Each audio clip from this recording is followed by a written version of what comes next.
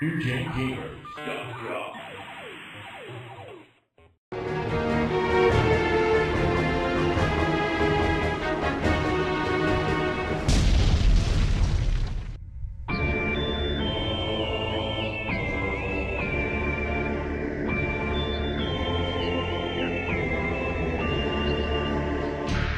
I find Intellivision more sophisticated and lifelike.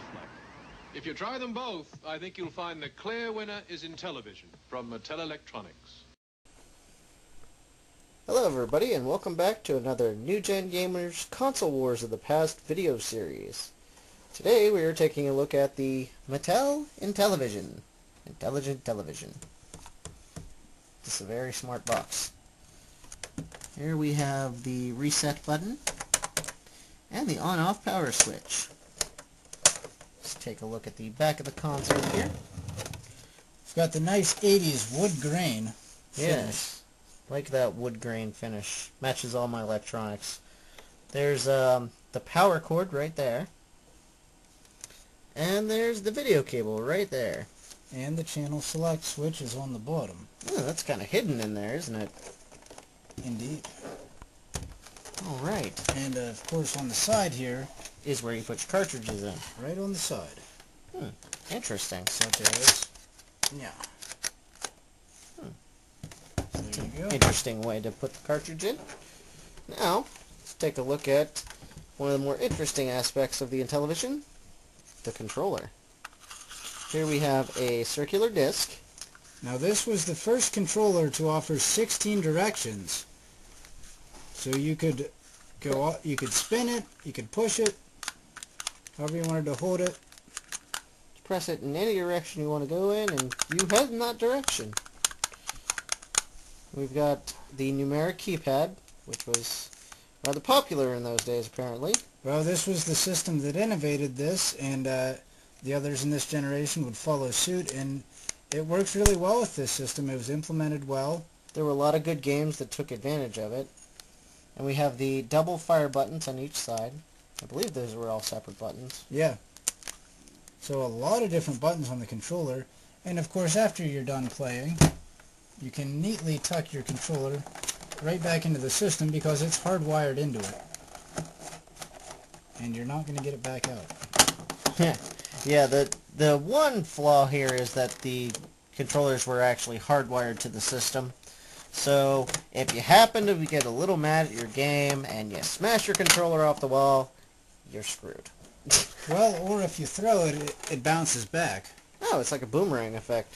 And then it hits you in the head. Then you deserved it. Now, we talk about the overlays here. Check out those overlays. Out of this generation, this was definitely the best use of these overlays, and the one that innovated them. And Mattel had a lot of good ideas with this system. It was intended to compete directly with the Atari 2600, so a lot of good stuff here. They tried a lot more advanced things than you could do in the Atari. A lot more. The AI was a lot smarter. It enabled more complex games. Hence the number pad and the overlays, which were more advanced. This was also the first 16-bit console, believe it or not. Not in 16-bit as the way we think, but it had a 16-bit processor in it. It just wasn't a graphics processor. Most of that was just raw computing. And you see the buttons. Here's your pickup, count your arrows, exit. A lot of functionality with that. Yeah, those overlays are sweet. And I like the box design too, how it just flips open like that. Like a book. And there's your cartridge, and your overlays fit in right there. No graphics on the cartridge, but if you keep them in your nice handy containers, you get a nice presentation there. Stick your overlays down in here. Pretty nice deal there. And on the back, you get a couple box arts. Now this is a very early RPG. This is using the Advanced Dungeons and Dragons license, and you get some dungeon crawling. Pretty innovative for the time on the console. Very advanced for what was else available. Here we have Pitfall. The Activision Classic. With this one does have some nice artwork on the front. No, leave it to Activision. An Intellivision classic here, Astro Smash. They kind of took asteroids and crammed it with Space Invaders, and you get Astro Smash. Nice overlay. There it is, in all its glory. And that's what it Nice looks shot like. on the back there. We have Beauty and the Beast. From iMagic, another Atari offshoot. And they like to have really shiny boxes to make them stand out on the display shelves, as you can see. Yes, the glare is... Now this one has kind of a cool overlay. Not really much that it does, but you get the building and... Yeah. They had some nice stuff with this system that kind of got you into the game a little bit more. Yeah, the immersion in this is a lot better. Here we have Space Hawk. Now this was a Canadian copy. Some of these are Canadian, so you see we have some stuff written in French here. You see another nice overlay. All the buttons being used. There's the cartridge. Cartridges are pretty basic, but the overlays are nice. Very nice. Here we have one of the original games released for it, Las Vegas Poker and Blackjack. And was packed in with the system. Yeah, this was the early packing game, and as you see, even from the very start, they utilized the overlays. There we go, the cartridge. Just play a little blackjack, earn some money, get some bitches. We have NASL Soccer. Now, another innovation that Intellivision brought along, licensed sports games. This is using the North American Soccer League license, and you know, gives them that little logo there. Look at that, it's a foot kicking a football.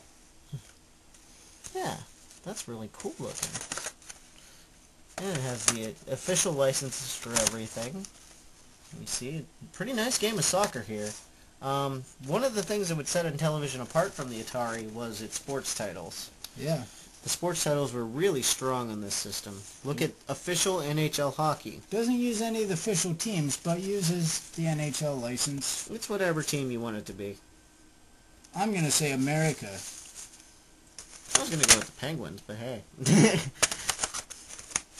There's the NHL hockey cartridge. Look at that hockey rink. Oh, yeah. And you can get booted off the ice. There's penalties. A lot of advanced stuff. Timekeeping, scorekeeping. So Felt like a real game of hockey. Yeah, the system was a lot more advanced than the Atari 2600 and really made Atari rethink their strategy and push for a lot with their next systems. And now here we have the Tron trilogy. You see the nice overlay on that. Cool looking. You get the nice gold cartridge. Oh, look at that. Shiny. This was a talking one. It talks. This one utilized the voice. Intellivoice. Yes, and we don't have the voice module, but if you saw this packaging, you could use it, and it talked, and you could talk to it, but wasn't a whole lot of use. Well, I think it could only talk. It could only talk to you. You could talk to it if you You wanted. could talk to it, but it wasn't going to do much. It wasn't going to respond. Tron Deadly Discs. Whoa. That's Now, some pretty good artwork. You can see the Mattel connection here with the Tron licensing. They pushed Tron very hard on this system. They had some really decent games for it, to be honest. Yeah, good collection of games, a lot of original games, which the Atari 5200 and the Coleco did not have. Most of their games were arcade games. Almost everything on the Intellivision was an original title. And this Tron's Mesotron. This is kind of Department of Redundancy department type deal. How much Tron can you friggin' handle? You're about to find out. Now, we double Tron the title, too. As you see the evil face there. Face to face with the Master Control Program. Watch out for his laser eyes. Bet those laser eyes suck. Oh. Well, this is just a small sampling of the stuff we're going to be playing for this. We actually have some collections and some plug-and-plays that are going to give us a lot deeper look into the Intellivision library. This is just the stuff we have on hand for it. So, watch the videos and Tell us what you think of this classic console. To the skies with the Blue Sky Rangers.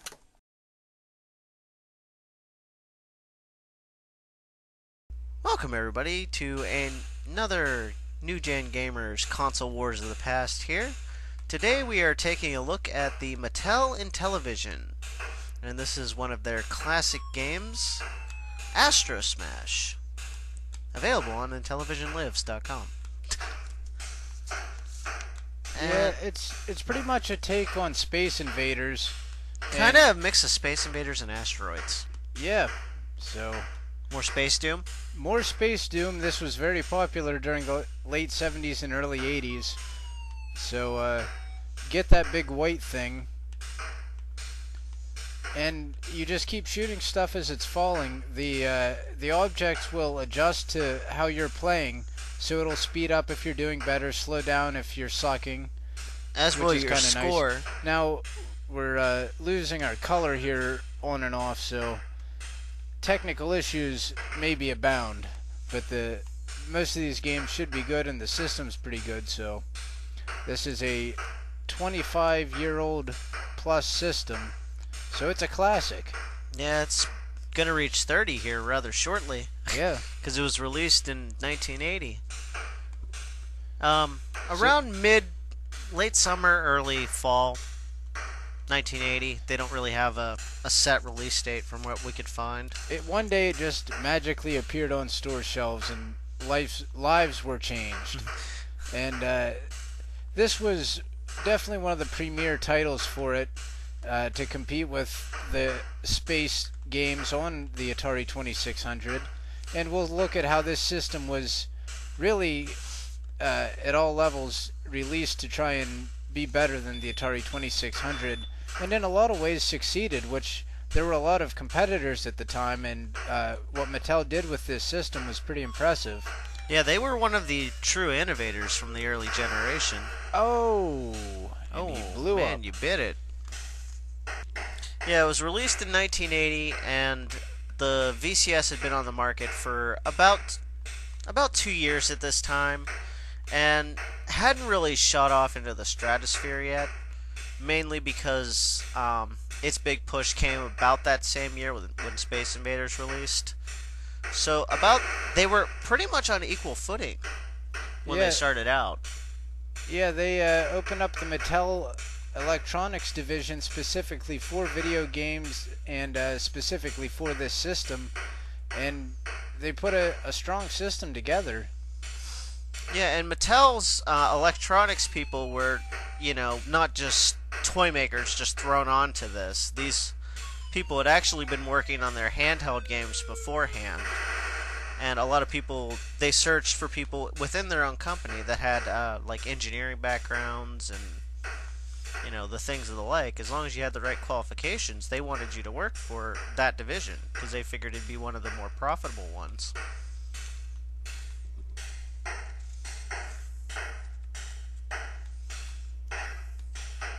Going off enough asteroids there, Duck.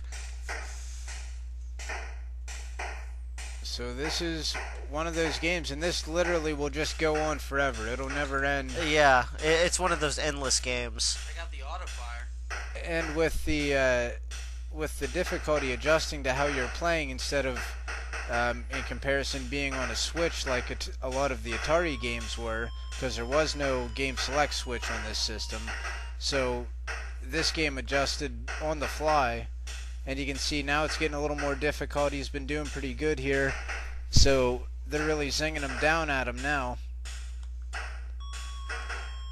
And you have to get those white things or you will die. Yeah, they'll wipe out one of your... They are falling asteroids, I'm going to say. I don't know. That's kind of what they look like. Of course, everything else looks like an asteroid, too. I'm going to call those giant rocks. Giant rocks. Which is different from an asteroid in that they're giant rocks. Yeah, they're not icy. Space rocks. It really does pull you in, doesn't it, though?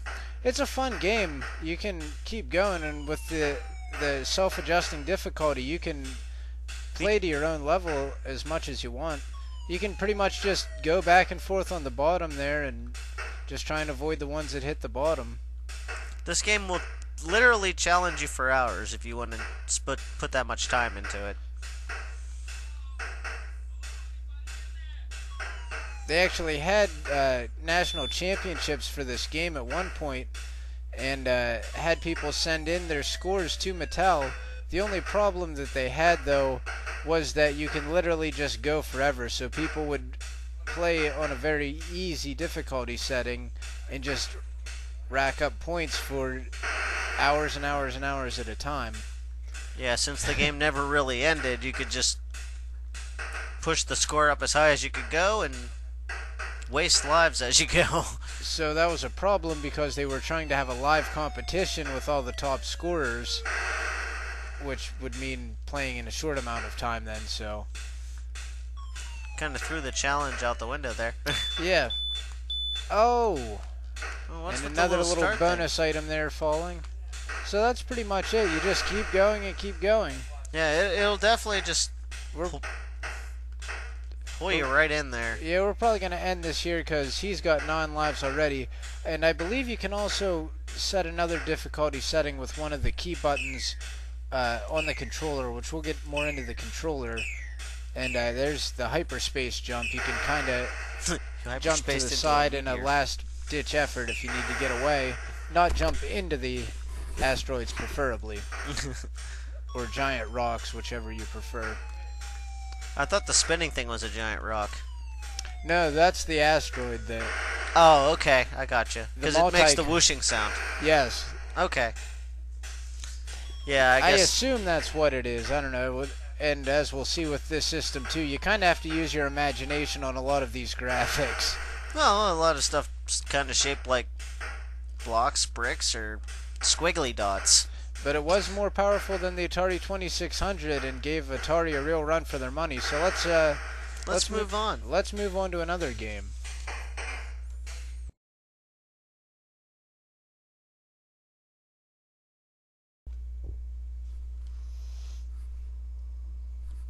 Start. Hello everybody and welcome back to our Console Wars of the Past. We're taking a look at a game that was packed in with the Intellivision whenever it was released in the 1980s. This is Blackjack and Poker. Now I want to talk, we talked a little bit already about the history of the Intellivision. I want to mention that Mattel was founded in 1945, and basically back then they did a lot of, they began as a picture frame and dollhouse accessory company. By 1977 they had moved on to make LCD games. The first one being Auto Race. And eventually they would go on to make a slew of these titles that were really well received. And there were such titles as Football and even Battlestar Galactica. By 79, they had decided that they were going to pursue this Intellivision adventure. And as you can see, we're having a little bit of trouble right now with the color. For some reason, this game just does not want to be in those glorious colors. It would prefer to be in black and white. But anyhow, as I was saying, they decided to pursue this venture, and whenever they first showed off the Intellivision, they showed it off in California, and this was one of the games they showed it off with, the Las Vegas Poker and Blackjack. They also tried Math Fun, which sounds like a riveting game if you ask me, Armor Battle, and Backgammon. So,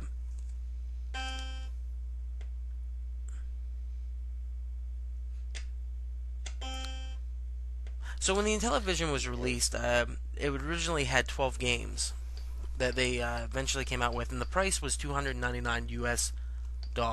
Yeah. Also, at the time, whenever they were first started to release this, it was the first time that we really saw a very, very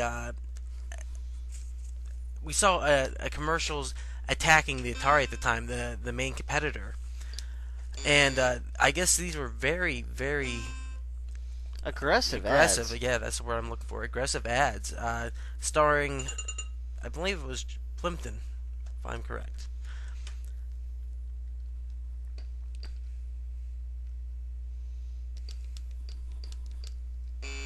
Let me wait a second.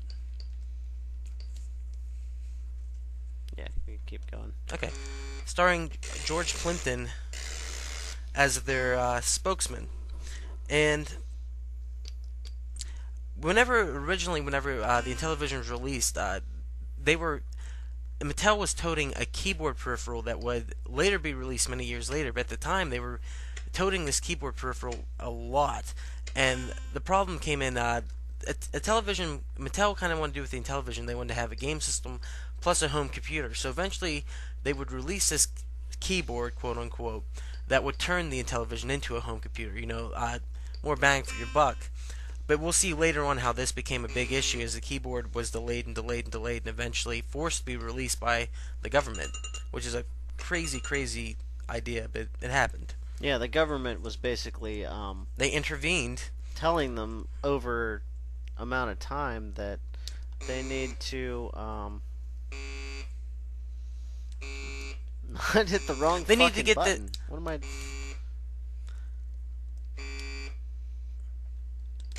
that they would need to get this system out, or this keyboard out. They would need to get this keyboard out. One of the cool things about the Intellivision, as we saw with a lot of early consoles, is there was different versions tailored to different places that they were sold.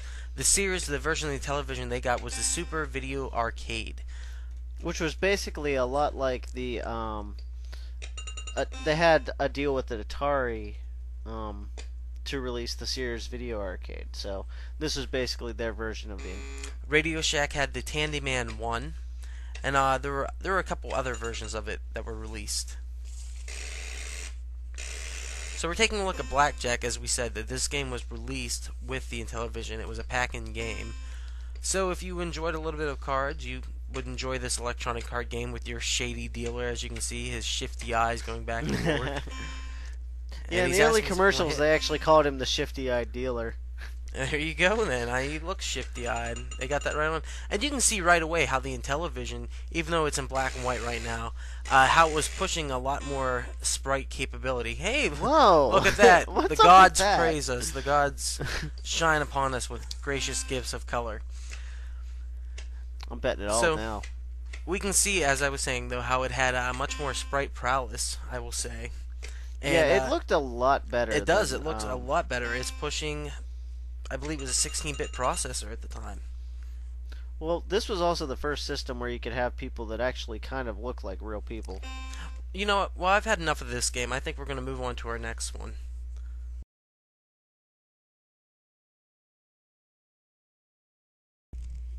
Alright, everybody, welcome back. Today, we are taking a look at Space Hawk for the Mattel Intellivision.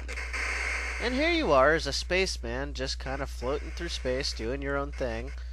And you've got to shoot these flying creature-looking thingies that are shooting gas bubbles at you. And this is a good game to show off the controller. This is, a pretty basic game, and it's pretty much like Space War. You just kind of float around through space. You've got a hyperspace button. You can jump to another area if you're in trouble, and you can fire.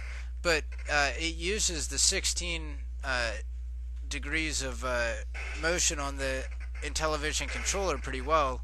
As you can see, I can spin the whole way around, and the control mechanism is basically a disc that pivots on one of 16 different places. It's cool how it picks it up so easily. It's the movement is actually really fluid. Yeah, it had a lot easier range of it had a lot easier range of motion than the Atari's 4 directions on the joystick, which That godforsaken 5200 controller. yeah, well, nothing before this really came out that worked that well. I don't know. At least not for a home system. Yeah, everything else was like custom built in the arcade, where everything was like loaded onto a spring and it's like full. Whoa! So you can see you can just keep going and going, and floating through space, infinite. Try and spin around. You can use your thruster to stop yourself. Now, something else you'll notice here is a lot of these games have decent backgrounds, where it seems like there's 2 or 3 layers of things going on, where a lot of the Atari games basically look like one layer of blocks. Yeah, and as we mentioned, the head-to-head comparisons, that was one thing that Mattel really touted, was how much better the graphics were, and in capabilities, things like the blackjack game, where it would keep track of how much money was being bet, how much money you had, and in some of the sports games we'll look at, we'll see timers and things keeping track of scores and times that we didn't see really with too many Atari games. That was one of the big things that Mattel focused on, was they kind of exploited Atari's weaknesses on that part and advertised said weaknesses. Yeah, it was very direct advertising, that instead of just saying how good your product is, it was head-to-head with George Plimpton standing TV to TV showing you which system was the best. And I'm sure you'll see some of these ads as we do this series. Yeah, the head-to-head comparisons he did were basically what stole the show. And for anyone who doesn't know who George Plimpton is, he's basically your classic playboy. He Like Hugh Hefner? Kind of, not so much playboy, but just a well-to-do man. He's done a lot of things. He's been a professional golfer. He's been an actor. He's been a writer. Jack of all trades type. He's been an Intellivision spokesman.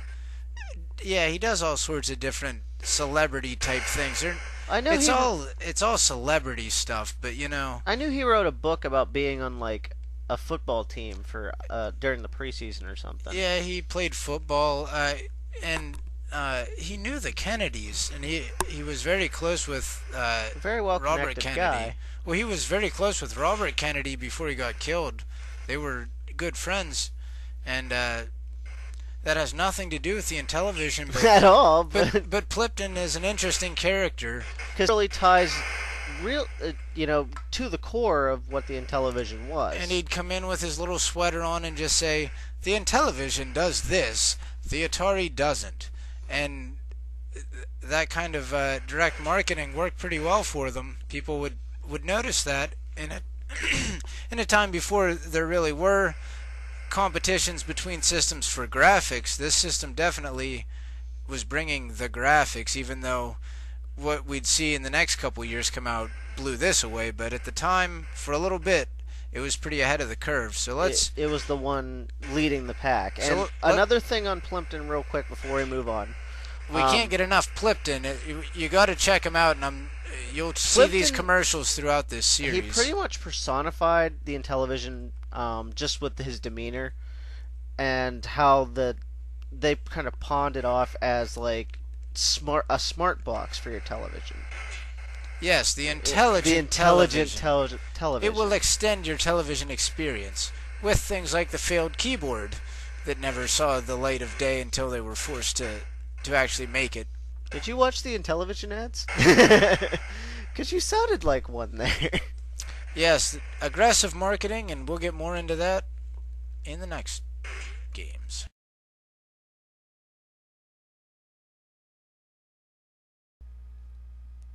Welcome back, everybody. Now we're going to take a look at Night Stalker for the Intellivision. But we're not playing it on the Intellivision. No, this is actually on the PS2 version of Intellivision Lives. The compilation for the compilation game released by Intellivision Productions for the Intellivision. Ooh, got away. Yeah, it's most of the original titles that were released for the Intellivision, and it's fully emulated using the original hardware, including the Intellivoice module, which we'll get to hear that awesomeness. And it's done by the team that originally made this stuff. So there's such a strong community with this system, and we'll get more into that as we go here. Intellivision does indeed live, unlike Atari and Coleco that competed directly with them at the time. Intellivision has a continuing community to this day. Of a business, not just a fan community. The people involved with it are still involved. And so Ray's trying to kill angels, spiders, and bats, apparently. The angels are actually robots, but who's counting? Angels, robots, they're pretty much the same, I think. Angelic robots. Now, you notice I have to keep running back and getting my gun here. That's because you only have a set number of bullets. Apparently he's only carrying around a revolver against robots. This is kind of similar to the old arcade game Berserk. Yeah, a lot similar to that. And we, of course, have the Atari Running Man. Or Intellivision Running Man. I'm sorry. Remember, it's not Atari. Atari sucks. Atari sucks, as you'll find out as we present the commercials for this system. Yeah, they wanted to make sure you knew that.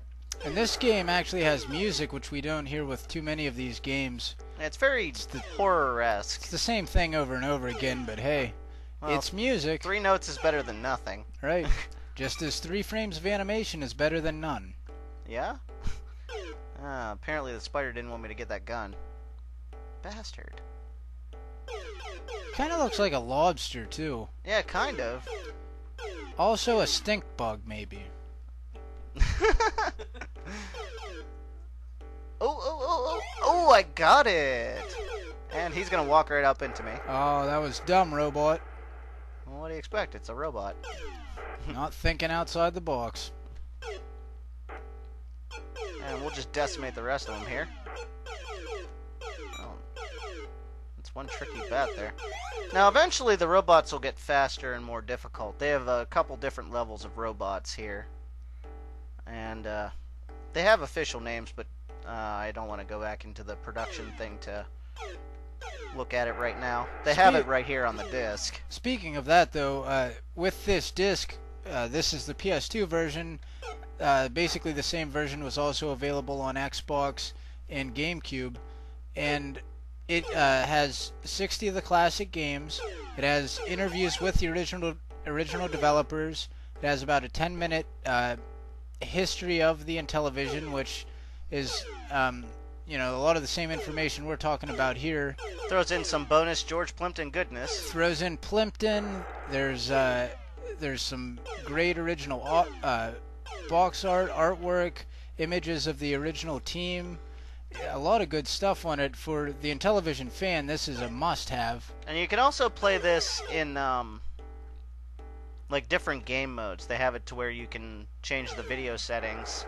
And on top of that, we can take a look at the overlays and set up how the buttons are mapped. Other side, other side! And you can also block your friends from being able to see what they're doing. Damn you! Which I think's a lot of fun, you know. That's half the challenge. Oh, stop it! Sorry. You got me paused. Oh yeah, the bats can't really hurt you. He was slowed. See? He just kind of gimps along. He's like, ow! What happened? I fell down.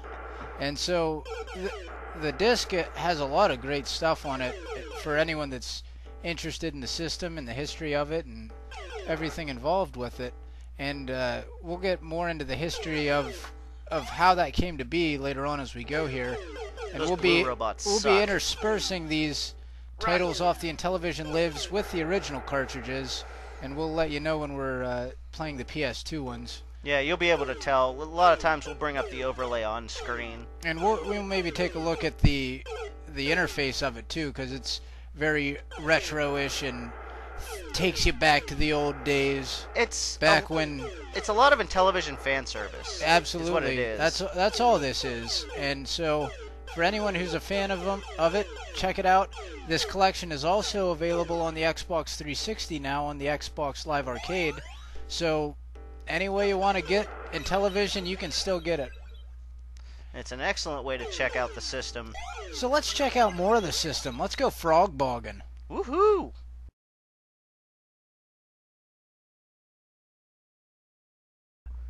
Ladies and gentlemen, this is Frog Bog. Also, the first game Ray ever played, he says. So, we'll go with that. Now look at these excellent Intellivision graphics. Wow. I was blown away. It's Intellitastic. Are you playing right now? Yeah, okay, he's playing.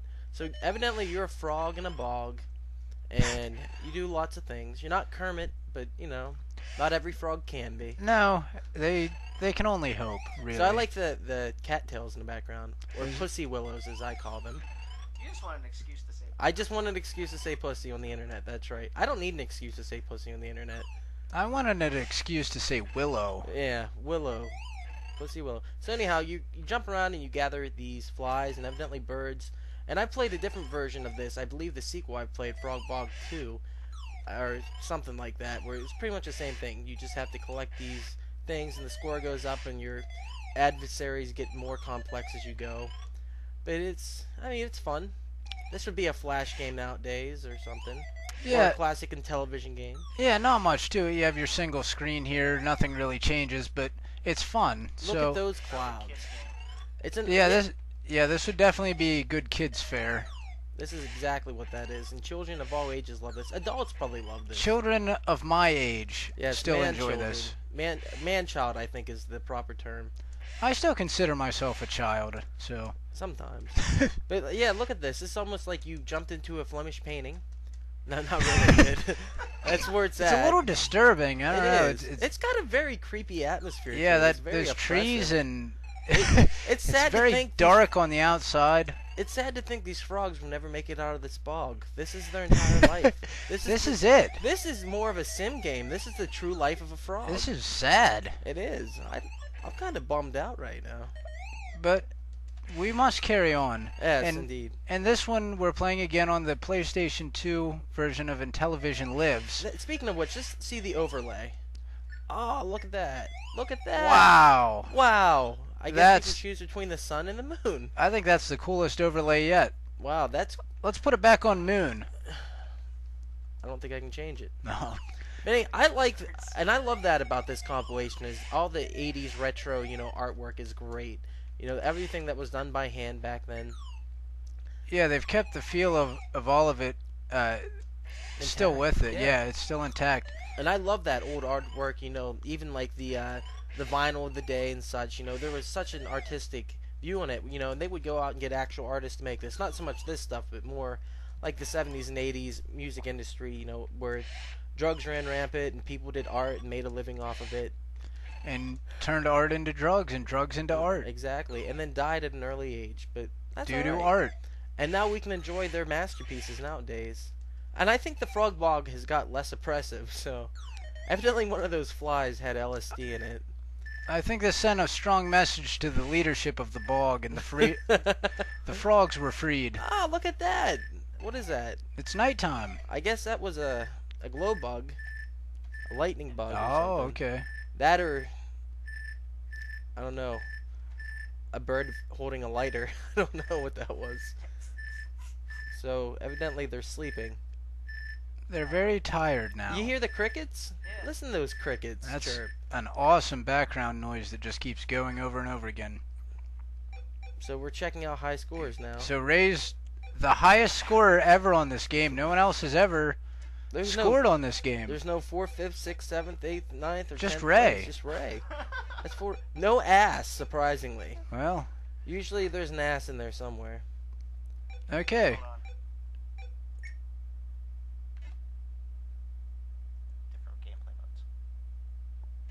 Alright, so we're going to check out a different gameplay mode here. Yeah, here's some of the options within the Intellivision Lives disc. Some of the different ways you can do things and look at them. Oh, it's like a screensaver. Who would actually want to play with that? I have no idea. Does that take up the challenge? Yeah. Hey, thank you for the option, but I'm getting dizzy. Yeah. If I wanted to do this, I could just have someone shake the shit out of me. Or just spin in circles for a while. I know. I guess that's how, in the classic arcade arena, that's how you brought things, or you made things more challenging. At least with these ones, unlike the other Intellivision games we recorded doing this, it's not going to be jumping around. The video will at least be still when it should be. Oh, there we go. Now that's art house. That's Andy Warhol all the way. They were different colors. I don't like this. No, I'm not impressed. I feel like, you remember Matrix 2 whenever, what was that guy's name? The old guy at the end, he's talking to Neo and all those. I'm going to call him the curator. Yeah, the curator. Anyhow, that's... Architect? The architect. Thank yes. you, Ray. Thank you. Yeah, I'm pathetic. I like Curator. Well, you know All what? right. Let's not do that anymore. I think we've seen as much as Frogbog's gonna let us. So, check it out. Yep. Let's view the box real quick. Oh yeah, another thing. No, Do the- not a bad, not a at that bad game. artwork. box art. I love the Nice artwork. frog. That looks like a real frog. Not some Indeed. cartoony, cheesy frog. That's a real frog. And they have information on all the games. Frog And Bob there's was developed by Peter Kaminsky Kaminsky. and Tom Sully and Solanil. Released in 1982, it sold over 3,500 series. I'm not good with big A cartridges. third of a million. Nice. Alright. All right. Okay, well, let's move on.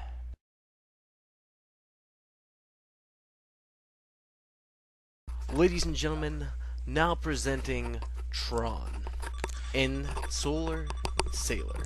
The Intellivision had more Tron games per capita than any other video game system ever. And I think it really needed to. I could go into the history of Tron a little bit. You know, it's interesting that Tron was a movie. I can't remember who the director was, but basically he went into an arcade and saw these individuals playing these arcade games and became very intrigued by the idea of what would be the world inside the video game. And so Tron, if you've ever watched the movie, is a very cyberpunk type story, you know, released by Disney, and actually they're working on a sequel right now, and starring Olivia Wilde from House fame. If anyone likes House, she plays 13 on House. And Anyhow, and people live inside of the computers, and they run Exactly. around it's on the motherboards and circuit boards, and try to defeat User Commander or whatever his name was, and we'll get to a game with him in it here in a it's bit. really goofy sci-fi, but Very fun and pushing 3D graphics like had never been seen before. Yeah. Interesting concepts going on, you know, computers living and such, having emotions, having feelings. and it was done by Disney, which of course means an opportunity for tons of tie-ins. Absolutely. And it seemed like a perfect game to match up with the Mattel Intellivision. So we will be playing three, count them, three amazing Tron-related video games. And here you can see you're traveling along inside of a computer or something, Or with whatever you want to computer do. spiders trying to get you. I'm not sure. It's almost as esoteric as the movie is. Enjoy that, ladies and gentlemen. So let's kind of continue along what we were talking about, the progression of the Intellivision. Yes, the progression of the Intellivision with the Intellivision. Absolutely. I want to talk a little bit about the Blue Sky Rangers. It's kind of an interesting concept. When Mattel, they were looking for cheap ways to make games in the beginning. Eventually, what they did, one of the really cool concepts, is they went out to college students and asked them to create video games just for part of their studies. Basically, free video games for them. Eventually, they did have a group of individuals, though, that became their mainstay. And I have a list of the names here I'd like to tell you, because I think it's only proper to give these men and women the right credit. Thank you. Yeah, the Blue Sky Rangers were a fully ran within the Mattel company set of developers, basically engineers and people that wanted to design games, and they wanted as many original titles as possible for the cost factor, and just so that they could say that the Atari and the other home systems didn't have it. So go ahead and read us That those was names. Gabriel Baum. I'm really bad with names. Gabriel Baum, Dan Duglow, Rick Levi, Mick Mickoff, or I think that's how you say that, and John Shaw. And one of the interesting things about the Blue Sky Rangers is we'll get into the lore even further. And Mattel hid the names of these people. They just call them the Blue Sky Rangers. One of the reasons they did this is they were afraid that Atari would come in and scoop up their developers. They didn't want to have their names out there. And it's interesting as we get along and we go through the history. We'll see the return of the Blue Sky Rangers in 1997 whenever they buy the rights to the Intellivision and start kind of doing retro remakes of these for home consoles, PC, and also for cell phones. Yeah. So we see a lot of return of the classic Intellivision games by the original developers. Yeah, we'll get into them more later, because after Mattel was done with the Intellivision, they bought out the full rights to it. So that was something we've never really seen with too many systems, where the people that developed for it wanted to see it carry on, and games were still made for years later, and up to the late 80s, and there's still homebrew stuff that's made today. So yeah, and it's a big internet craze. A lot of Intellivision fans can find a home for their games on the internet, and they can refine them and still play them and enjoy them. And so as you go along here, you've got to travel down these routes and shoot the spider things. You know, these games are a lot of interpretation. Let me grab the box and see exactly what these things are supposed to be. It looks like the scene from Tron where they're going along the steady stream. They're going along the steady stream, and they're in like this little ship / flying device, and they're trying to make it to the Master Commander user interface to defeat him. Once again, though, check out Tron, a very interesting movie, and definitely you need to see that before you see the sequel that'll be out in Disney 3D in the next coming years. Heard it here first, ladies and gentlemen. No, you didn't, but you probably did. Now, we have to talk about the peripheral for this game, which we did not have, which is the Intellivoice, as I have a frog in my voice, the Intellivoice voice synthesis cartridge. And the packaging says, "It talks, adds voices to Intellivision." So if you got this additional module for the system, it would say several phrases, and it wasn't anything real fancy. I mean, as you can see, we're playing the game here, but it would talk to you. But back then, if it was talking to you, you know, that it wasn't possessed, it had the Intellivoice. But these were the kinds of original ideas they were trying with this system, and you know, here using the Tron license. And a very novel idea at the time, you know, voice at home that had not been heard of. The best you could do was probably put on, I guess, what, an 8-track or a record. I guess 8-tracks are a little bit older, but put on a record and jam out some music. But no, 8-tracks were around that time. They were still... I still love 8-tracks. Alright, reel-to-reel was outdated. Alright, we'll say that. Now here's the description for the game. Your opponent is the tireless Master Control program. The Solar Sailor will be attacked relentlessly on its way to the MCP center and the decoding phase. In both phases, you'll hear voices, instructions, even taunting you to give your all. So apparently we're supposed to be getting instructions here that we're not getting without the voice module. Don't go left. You'll never make it. Master Control. I kind of talk like that. And a side note also, if you enjoy all this Tron trivia I've been throwing out, also check out the South Park episode called Jubilee, where we find out that Master Control from the Tron movie is actually Moses. Very fun episode and very funny. So I think we should probably move on to our next game. I think so. This is not the greatest, but it's an okay time. You have to try and get up against the Master Control program here, but we're having enough trouble with the glider, the regular phase of the game here, the Solar Sailor phase. So let's move on.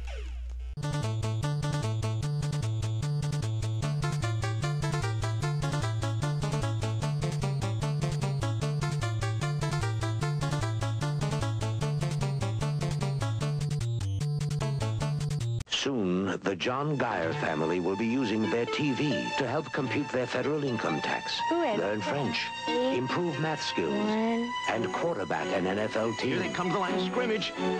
Introducing Intellivision, the new home video system from Mattel Electronics. 2 components, each sold separately. Start with the master component, available now for super games like NFL football. To pass. Go for it, Dad. Caught it. And for learning fun from the electric company. Now this one's a little tougher. I got it.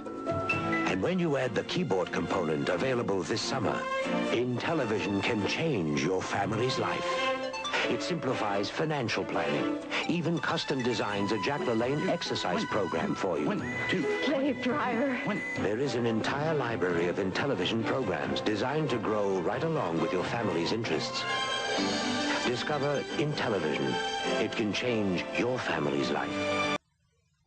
Hills presents Intellivision, intelligent television by Mattel. More sophisticated than any video game that has come before, providing hours of entertainment for the entire family.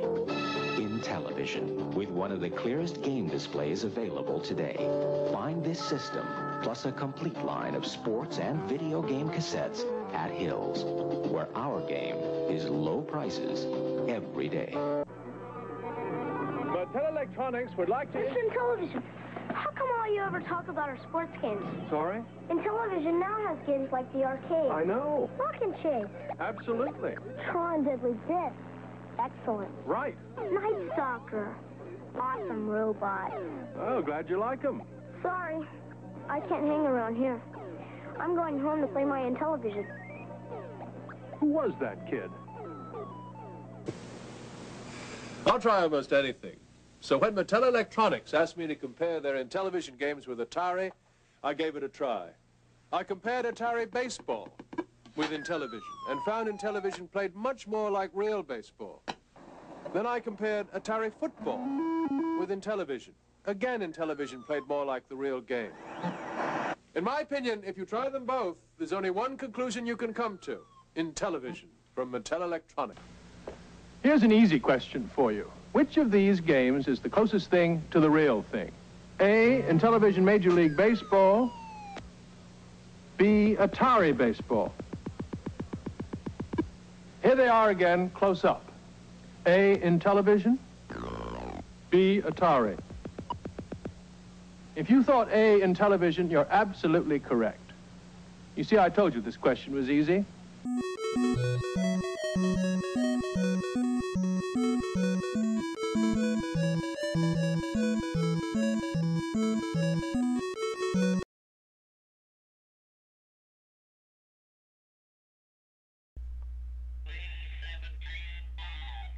And as the game just told you, we're playing B-17 Bomber. B-17 Bomber.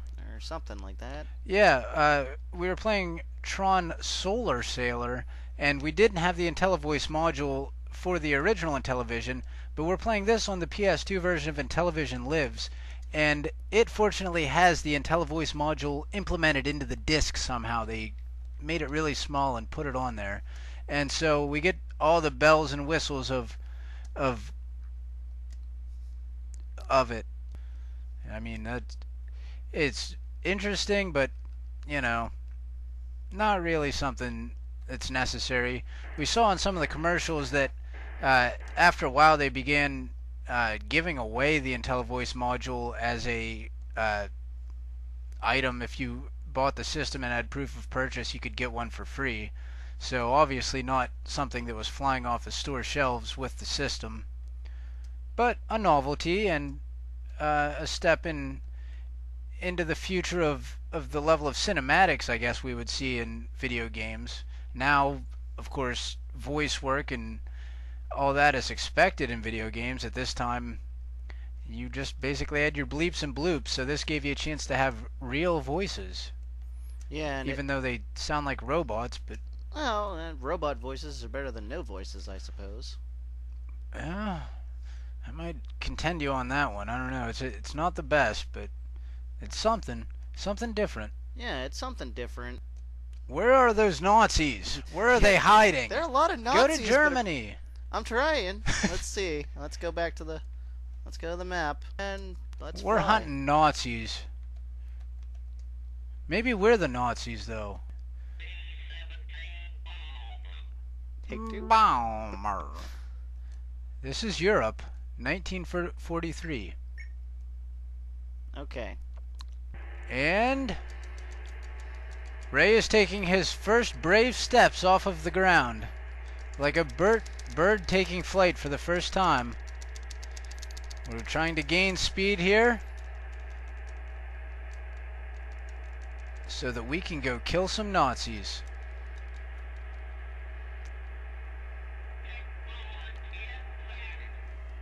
Okay, so we're now taking flight, and the Intellivoice told us something, but you can't make it out, so we don't know what he said. We're supposed to be following the flight instructions that the Intellivoice is giving us.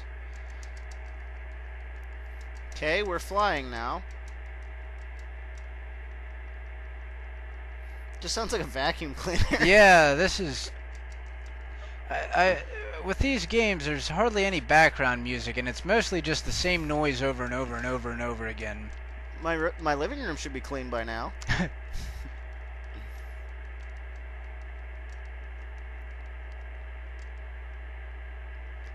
Come on, Nazis, where are you? Flying like a drunk. Well, in World War II, most pilots were drunk. They really hadn't established any sort of legality regarding that, I suppose, so... That was considered liquid courage then. Let's go to the map. Maybe? Map. Let us fly to here. Okay, so apparently we should be close to our destination by now. We're now in America. Oh, look! We are making progress. Okay. See, there's our crosshair. We're almost there. I think that's where you are, maybe. Yeah. See? It's going. Oh, it's just... look, it's on autopilot. Let it do okay. it. Fuck that. We'll just chill. Yeah, we'll chill until it gets there. What kind... What the fuck? Alright, we've been instructed to do something, but telecommunications are rough. We're cutting out. We're cutting out. Mayday, mayday.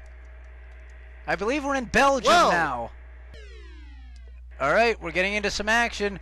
Blow that shit up. Kill those Nazis. How dare they stand for things?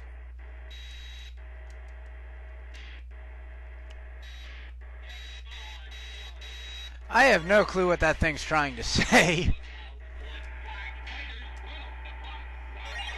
Fighters 12 o'clock. Okay. Get him! An enemy! An enemy! Kill him, Ray! Get that Nazi. If you don't kill him, he will kill you.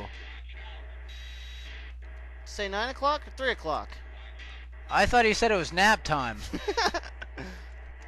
Get him! Get him! Yeah! We killed a Nazi. Woohoo! Allah praise us.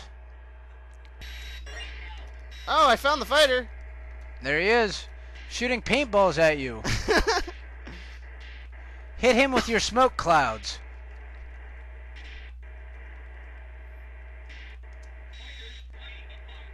Three o'clock. Okay, I was wrong. No, you're right. There, you're right. Yes, yeah, I understood him. Yeah! Oh, look at the flaming wreckage. 5 o'clock. 9 o'clock. 9 o'clock. Yes, we're getting good at this game. Rocking now. around the clock, baby. Once we figured out what the fuck to do. Due to creative editing, you won't realize we didn't know what we were doing. I don't even think we have a gun at 12 o'clock. He flew right through the 12 o'clock sign. 6 o'clock. Watch them. I'm beginning to learn the Intellivoice's module. After you spend enough time with him, you begin to understand his language. He has its own language. It's kind of between Aborigines and Caveman. And a little bit of Stephen Hawking mixed in there. 9 o'clock. 9 o'clock. I don't see this one. Well, it lied. Okay, well, let's take a look at that bombing mode again. Drop some more bombs. Blow that shit up. Kill them. Even if it's our base. Yes. Fighters, 6 o'clock. Oh, they're blasting away. Oh, no, not the map. Nazis are relentless.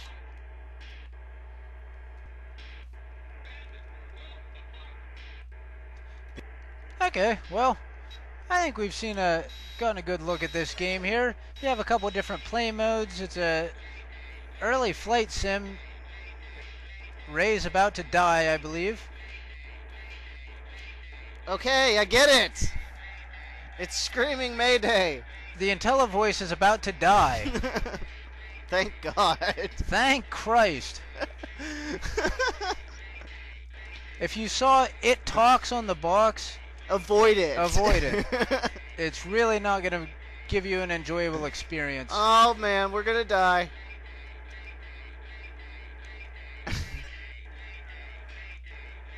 is saying that anyway? Who keeps saying that? Are you saying He's that? having like a panic is attack. It someone? It's the Rain Man. He's Mayday, mayday, mayday, mayday! Ah!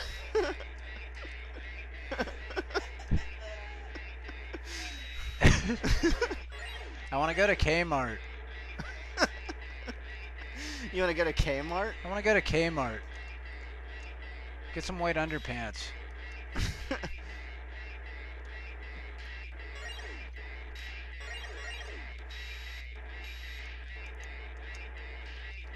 Well, unfortunately, you can't parachute out of the plane to escape from it, so, Ray, why don't you just crash the damn thing? I'm trying. I can't crash the plane.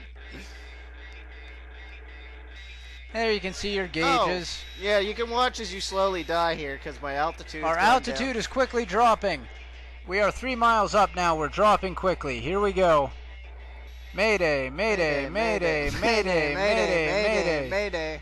Hopefully we're not landing in across enemy lines here. We're about to come down. It's 1943. We're lost in Europe. Mayday. Mayday. And now we're out of firepower. And we are screwed. We're out of bullets. We are Nazi food at this point. I'm finna fly here.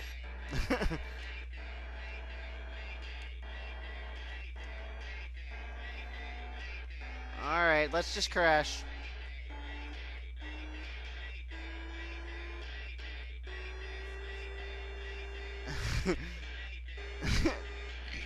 We're gonna die, And we're now, gonna die, we're gonna die. Of course, your ears are ringing from dropping so quickly and decompressing so fast.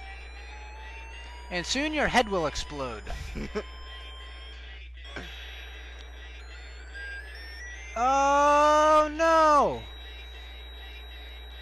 Wow, that is some epic death. Yes! You killed 52 Nazis. Or else you were hit 52 times. Bandits? I killed 8 I thought bandits. we were fighting Nazis. All we were fighting was bandits? Oh, Jesus. That's kind of Roustabouts? We were fighting roustabouts? That was... Where did they get planes? Yeah, really. All right, enough of That's this enough game. of this.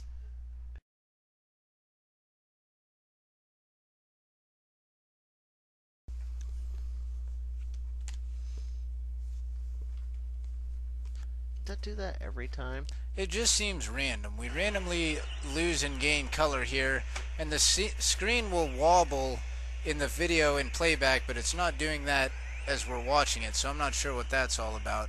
It seems like the signal this thing sends out is really weird. But we are playing NHL hockey. This isn't just hockey, it's NHL hockey.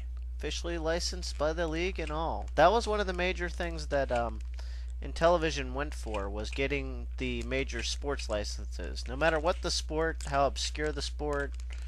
Like, they even wanted the National Chess Champions of America or whatever they're... Oh, what was it? Backgammon was an official one? Yeah, apparently Backgammon had an official They had league. the official backgammon game. And it emulates hockey pretty well. You have 3 guys and a goalie, and you're in control of one of them, and you can shoot and you can pass, and you can also knock other players down when you're on defense, which I think is the most fun. So if they're trying to get away, bam! You just knock their legs out from under them. Oh, I thought I had the puck.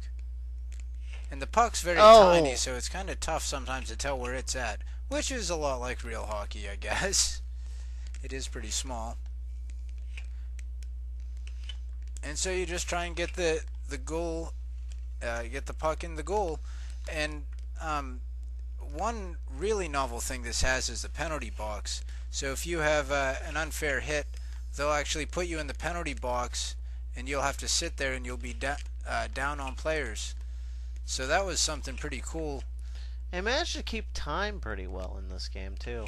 Yeah, as we discussed, the system could keep track of a lot of different information. So we have the game timer, and then we also have the penalty timer, as well as the score that it's all keeping track of. And I am the nefarious green, versus Ray and his purple and pink dream team. Whoop, passed the wrong way. Oh! Stupid goalie's always in my way.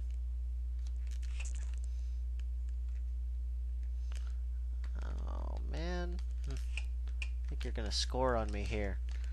But it's actually a pretty good representation. It's pretty fun with the range of motion on the Intellivision controller. You can move your guy pretty good. He definitely feels like he's on ice, but you have a nice range of motion.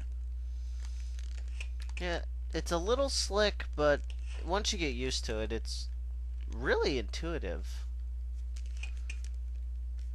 I think that's why a lot of people continue to this day to praise this controller. But, you know, it will have its detractors. Those who don't like the feel of it. It's kind of boxy. Yeah, it's not the greatest, but it definitely brings a lot to the table. This game, you know, on a controller or joystick without as much range of motion would be pretty stiff. Here you can go at angles and move all around. So a pretty good game with the NHL license. Of course, there's no players or actual countries or teams. You're just home versus visitor for the NHL for the NHL championship. The Stanley Cup. I wonder if you walk out with the little silver cup at the end if you win. Probably not, but I'd like to see that. As you can see, the graphics are pretty basic. You know, the guys don't have much detail. I thought they looked like Christmas ornaments. Another thing about Intellivision is they added something to the sports lines that really wasn't there before. Oh, high sticking. I got him right in the face. Was the actual looking rink. As you can see, you have all the details of an actual hockey rink. All the lines are in the right place. All the pieces are where they should be. And I've been put in the penalty box for high sticking. And I still can't score on you. There's got to be a certain line there where I'm not allowed to shoot it. How am I missing him? Are you headhunting? Because that's just not fair. Hockey's a brutal game.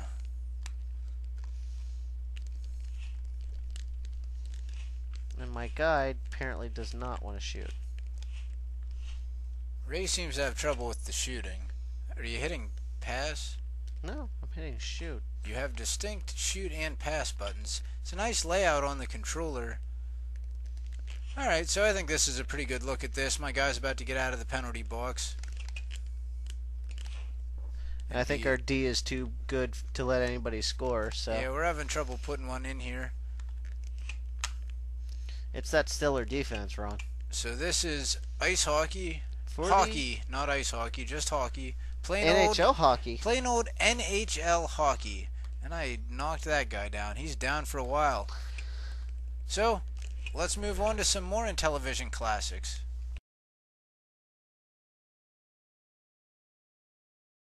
Ladies and gentlemen, we're back again. We're looking at another Intellivision classic / Mario Donkey Kong ripoff extraordinaire. Didn't this come out first, though? Kind of, sort of, not quite. I highly doubt it. I bet you they saw Donkey Kong and went, how can we copy that successful formula? That's the first thing they said. That's what the board meetings they were. Said, how can we copy that? Let's take King Kong and just totally destroy it by adding mushrooms or rocks. It's a rolling rock that turns into a mushroom. Crickets chirping because the game's so boring. I mean, this thing's like action-packed, and crickets are chirping. Chirking, which is their form of, anyhow. Chirping in the middle of, you know, the city. Chirping their, anyhow. Yeah. What's the name of this game again? Beauty and the Beast. That's right. And, obviously... Well, they even ripped off the King Kong title line. Pretty much. Exactly. So this is more King Kong than Donkey Kong, I guess, but it's the exact same thing. Look, he's climbing windows.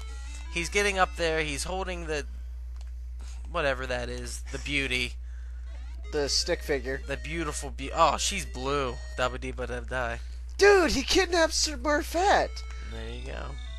So, oh! Oh, apparently I was done with that.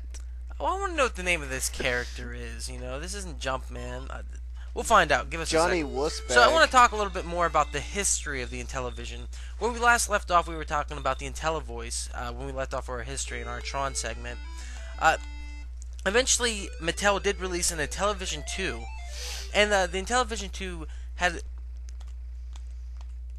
It was a lighter system that was easier around to, you know, lug around if you wanted to. Lighter, whiter, and brighter? What's that? I'd like to read to you a passage from the back of Beauty and the Beast. Now, it touts it as being new, so this is a bit dated, circa 1982, so this isn't new anymore. But here's the idea behind the game. Horrible Hank has grabbed Tiny Mabel and climbed the old mutton building. Let me get this right. The monkey's name is Hank? I don't think Horrible Hank. Horrible Hank. I think it's some New York tough. All right. I'm guessing. All right. It's not a monkey. He's not a monkey. He's just Italian. I think he's the Italian in this Donkey Kong ripoff. And he's grabbing Tiny Mabel. And that's Tiny Mabel. That shadowy figure is in his hand that looks like a torch. Who fell into a blue toilet bowl before he grabbed her, or he dipped her in. What has Mabel been doing with Bashful Buford? Alright.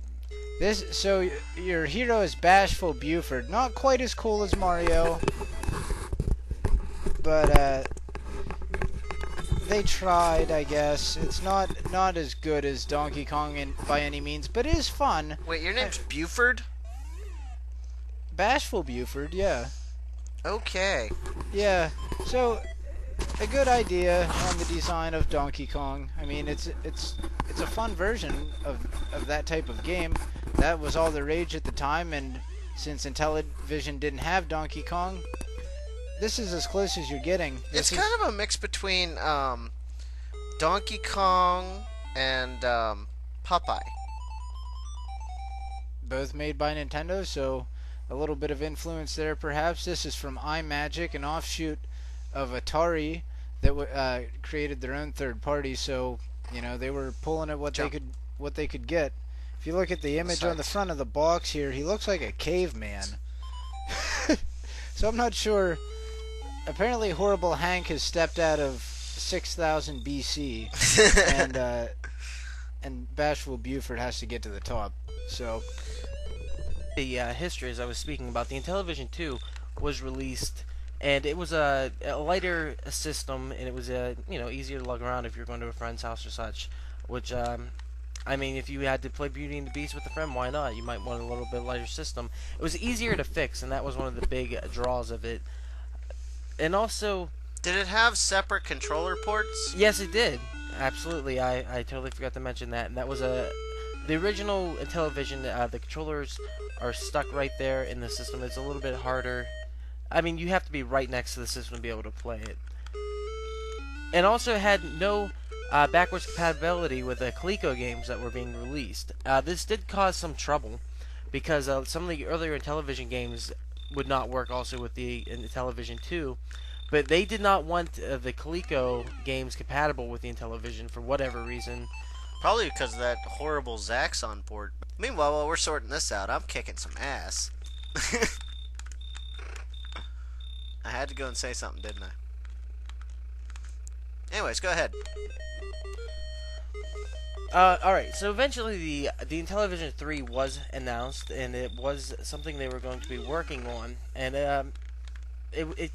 this was during the time of the crash. I believe it was 1982, 1983 this about happened, and the Intellivision 3 never did come to fruition, and some blame it on the Aquarius, which was a Intellivision home computer system that was made that did not do very well at all. I believe the quote was somewhere around, it was a child of the 70s, it was obsolete by the time it came out. Yeah, we all know the 70s were the age of Aquarius. There you go. Oh, we've almost made it to the top. Look at this. Oh, snap. Yeah! And he is out of here. And the planes didn't even shoot him down. That's what, oh, they carry you to safety. as you hang dangling. And it starts all over again. Somehow he got her, dipped her in the toilet again in round 2. Who knows? So it's, about this time, though, we saw the end of the television with the Television 2. And also, in our next game, we'll get into a bit about the keyboard and the debacle that came about that through that whole experience for Mattel.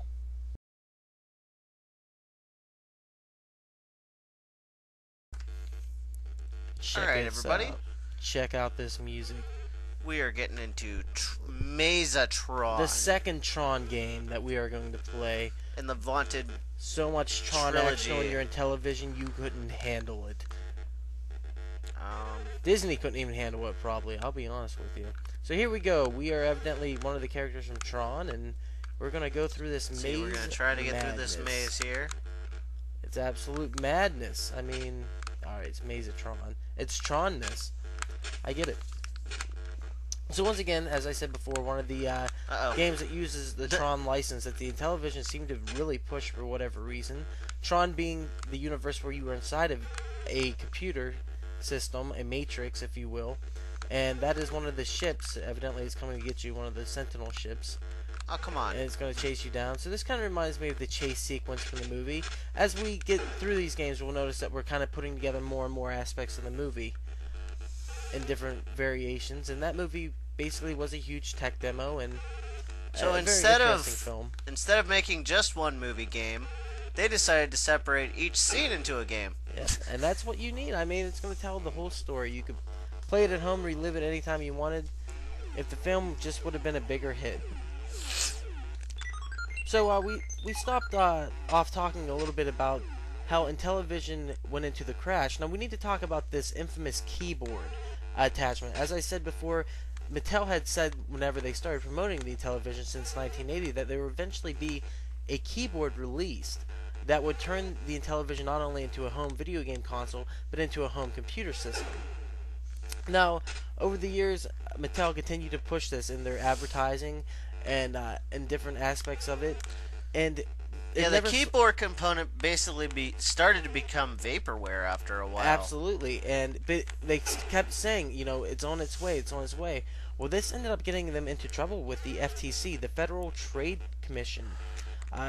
Evidently, they were getting a lot of complaints about this. You know, that's misadvertising. That's lying to the consumer over a long period of time. And they began an investigation. Eventually, they began fining Mattel $10,000 a day until they got this keyboard released.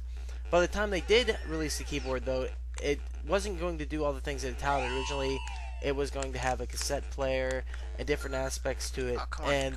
They ended up coming out with a very nuked version of this that didn't sell at all around 1983, which was when we saw the complete crash and Mattel leaving the Intellivision. Having some control issues here. Yeah, it happens. You're in a Tron type world, you know, what can you do? The computer doesn't want me to win so bad that they're affecting my controls. So what we saw after this. A little bit more on the keyboard component. Did you tell the Jay Leno joke? No, I didn't. Yeah, Jay Leno was apparently running doing one of their Christmas parties, and he was up on the stage and said, "The 3 greatest lies are, I'll call you in the morning, the check's in the mail, and the keyboard will be out in the spring." And this is at an internal Mattel and meeting. There were crickets like you'd never. There were crickets like there were in Beauty and the Beast. They were just chirping away. I don't know if that's true or not, but I'm sure it did not go over well. I'm sure the head bosses looked at each other while smoking their stogies and eating shrimp off a platter, and just sighed. That's where my mind went. I hope yours also. So, as I said before, we saw the demise of Mattel with the Intellivision. Now, what's interesting is there was a resurrection. The vice president of marketing, Valinsky, he ended up buying the rights to the Intellivision. I believe the price was $16.5 million, which is a hefty chunk of change, and will buy many a shrimp platter for those in power at the time.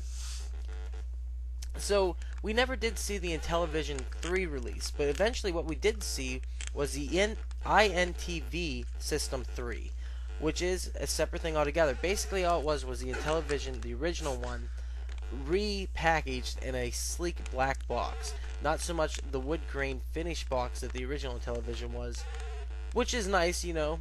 It would go along with your log cabin home, I guess, or whatever people were living in the 80s. I'm not really sure why a lot of 80s hardware had that wood finish. I am not sure what that was going. It was the with stylish thing to do at the time. I guess. I think they should bring that back in. It's very, very alluring. Very retro. I think a lot of people who own Victorian homes bought these systems for that reason. Not positive, but... Well, that's been quite a run through Tron Mesotron. Yeah, that game... It's Tron-tastic, difficult, as they say in some circles. It's a very difficult and title. I don't think we're going to make it to the Master Commander tonight. But, you know, it's interesting. It's showing a lot of what the Intellivision could do compared to the Atari. You know, we're going through full-fledged levels. We're seeing a lot of scrolling going on. There is a lot of different things happening. Sure, it's not, you know, what we're used to today's standards. But at the time, there's really no comparison. This game is doing things the Atari could not do. You know, Plimpton would have said, look at this, and Atari sucks, and I'm sure he would have said it in a more sophisticated way than isn't as qualified. Atari is inferior in every way to the Mattel Television. Just look at our Tron titles. I don't know if he talked like that. Well, eating his shrimp platter also. Everyone at Mattel had shrimp platters, as we'll see. Dude, they didn't have shrimp platters. I'm sure I think they you're did. confusing them with Atari. Atari was eating I don't Magic know. mushroom, I'm maybe? not sure. Who knows? Atari had moved up to lobster by that point. Lobster bisque. Intellivision got shrimp platters. Atari had lobster dinners every night. And some crazy after parties.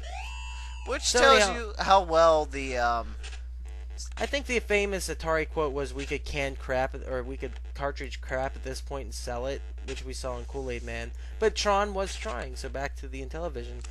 Yeah, Intellivision really did try to put out a good quality product. They experimented a lot with their system. And like I said, we're seeing scrolling levels here. We're seeing changing level design. We're seeing all kinds of interesting things. And this isn't the last of Tron that we'll see for the Intellivision. So we're going to move on to our next game.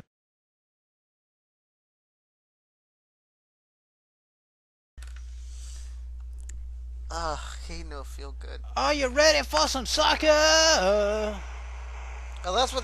Oh yeah, they call it football everywhere else. You ready for some football? I want to go fast. So let's play some football, shall we then? He's running the wrong way.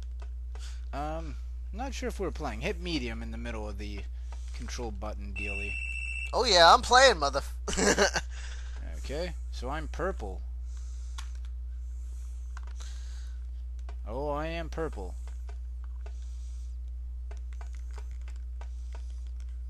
And of course, the goal of soccer and or football, whatever you'd like to call it, is to get the ball in the opponent's net. So we're making an attempt to do that. So these guys are pretty detailed. They look like the Intellivision guy, like the Intellivision logo guy. A lot of the characters in the games do look like him. Hence how he became the Intellivision guy. He's just like a little running man. Yeah, which to differentiate him from the Atari's walking man, apparently. This guy had 2 frames of animation where his leg ran forward as well as just going forward. So he had actually 3 frames of animation. Much more advanced. Oh yeah. Ooh. Oh. And it was just advanced enough to make it stand out against the Atari 2600/VCS. The graphics aren't phenomenal by any means, but they are slightly better in comparative games. Especially the hockey thing. When we take a look at Pitfall, you'll definitely see the Intellivision's power compared to the Atari 2600 version of that game. He's definitely using the verb to the best of its ability. The verb meaning run. I mean, it's slow paced, but what can you expect? And as Ray said before, I believe on the NFL or NHL, sorry, hockey game, everything's in the right place. You'll see that the Intellivision's doing something that's unique. It's not taking overhead view or a side view. Go! It's really trying its best. Go! Listen to the crowd. Woo, they're going crazy. We don't get much music with these games, but we do get a nice crowd. But as I was saying, the Intellivision definitely has a nice isometric view of it, trying to give it, the 3D effect, almost the illusion of such. And we're seeing a lot of different colors on screen. Hopefully it won't go black and white again. I might jinx it. We've had that problem with the original hardware. For some reason, but whatever, we're still enjoying it. And that's the thing that we were talking about in between these segments, is we're really enjoying these games, to the point that, we're just having a blast playing them. It's fun. It's a fun system. They did so many things right. As we said before, the controller is great. You have 16 points of movement compared to the Atari that had 4. There's so many different things that, the games are tight. They play tight. The graphics are simple.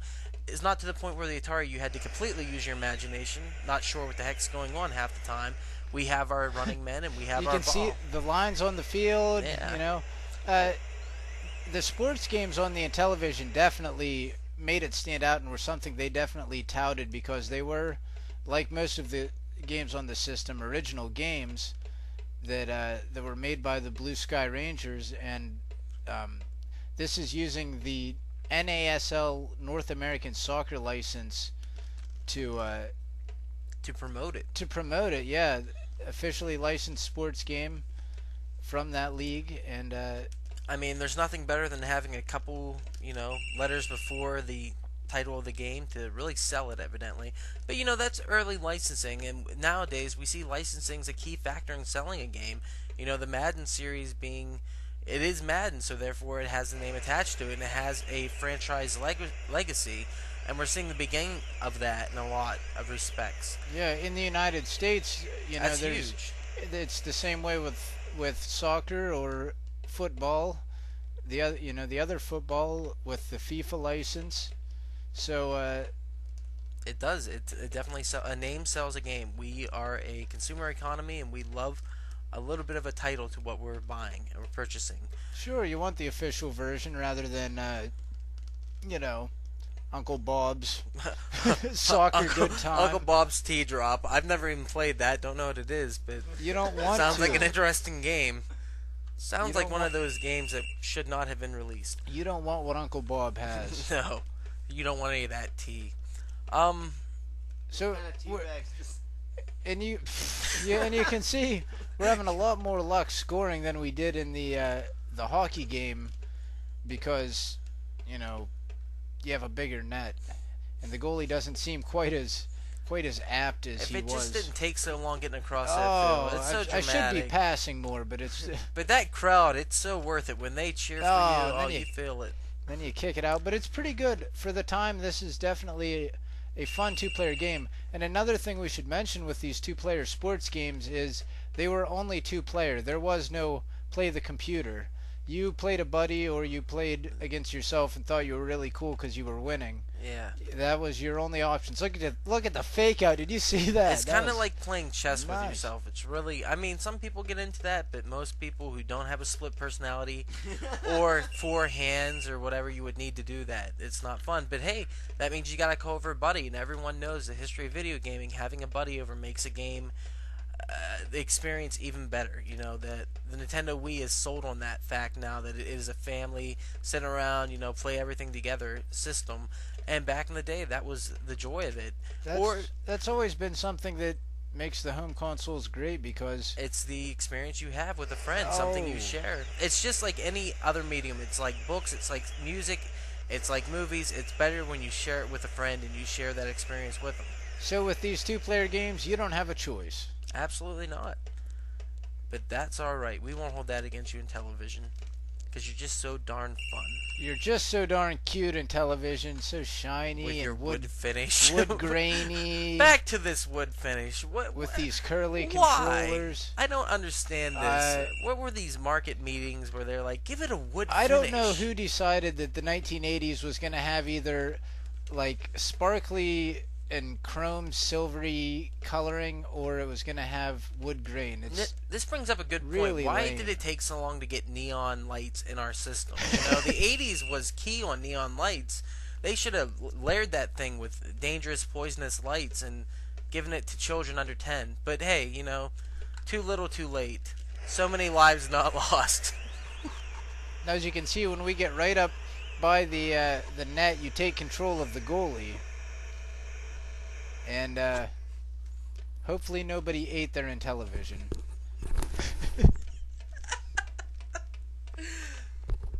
There was an edible version they planned, but it just didn't seem feasible. After the keyboard debacle, they didn't want to start making promises. The Intellivision cupcake. Alright. Alright, so this is soccer. I'm going to make one more run. I know I'm not. Go for it, Ron. Go for it. You Here never comes know. Ray. We're waiting for a space jam. I'm like, go! There So it it is. ends as most soccer games do, in a tie. Yeah. There it is, ladies and gentlemen. Soccer. N-A-H-L. N-A-S-L. Yes. N-A-S-L. The Nassau Soccer. The Nassels.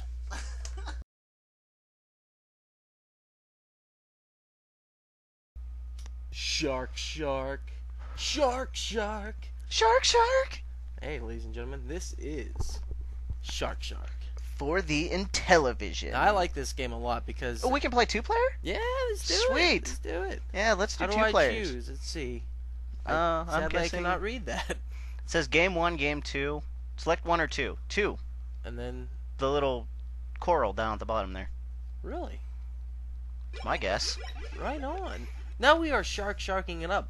Now, I like this game because there is a modern version of it that's pretty cool. It's called...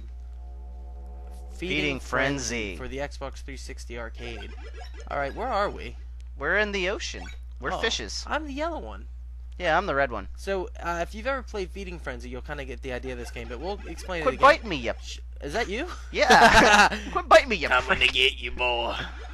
But Feeding Shark, I'm sorry, is basically you go around eating fish about your same size, you'll grow in size, and then you'll be able to eat bigger fish. And it kind of reminds me of, like I said, Feeding Frenzy, or even the Spore nowadays.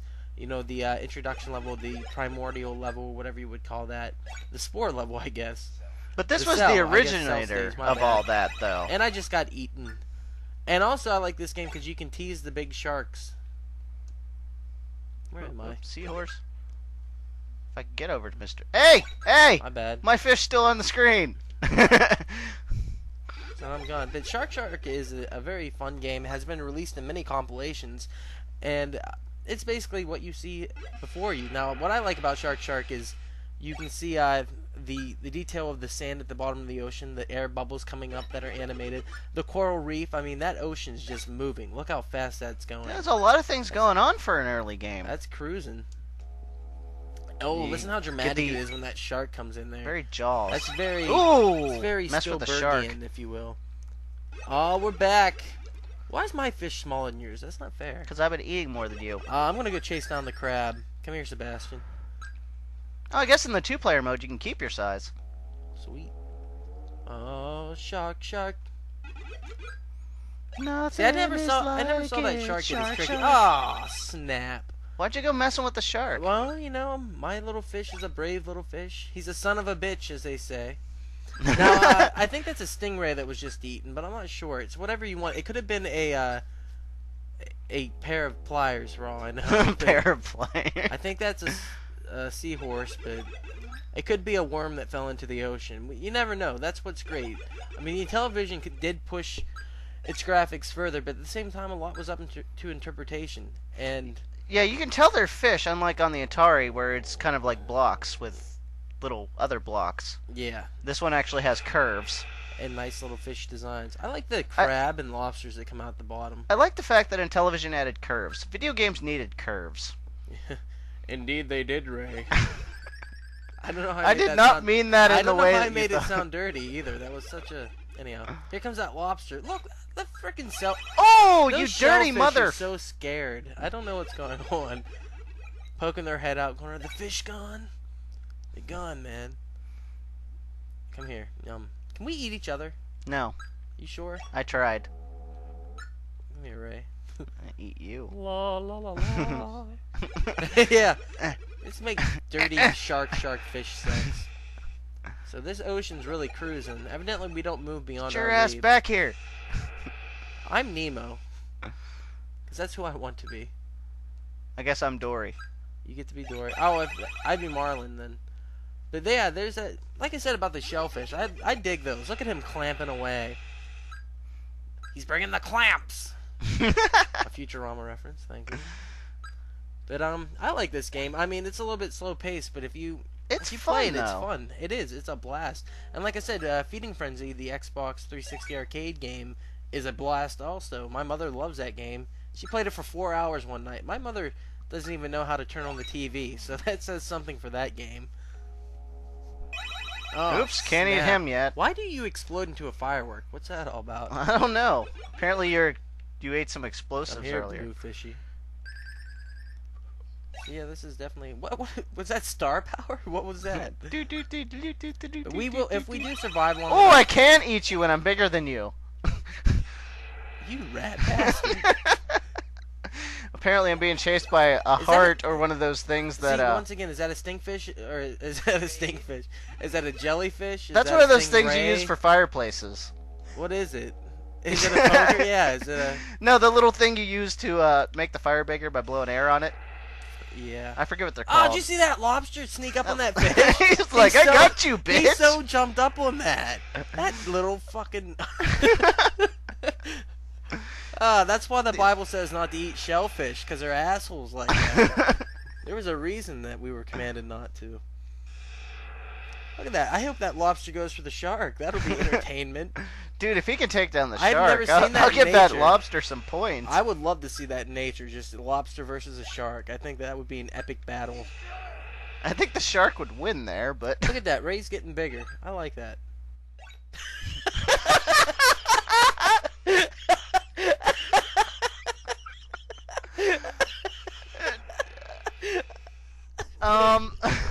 Yeah.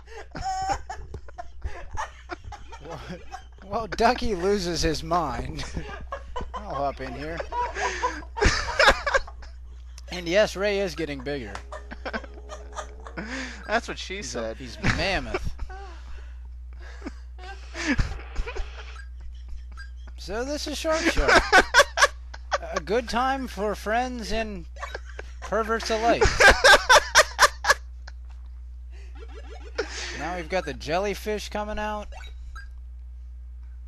Oh, that lobster went for the shark that time. He had his claw on him. He was trying to get him. He wants him. Oh, I bit the shark.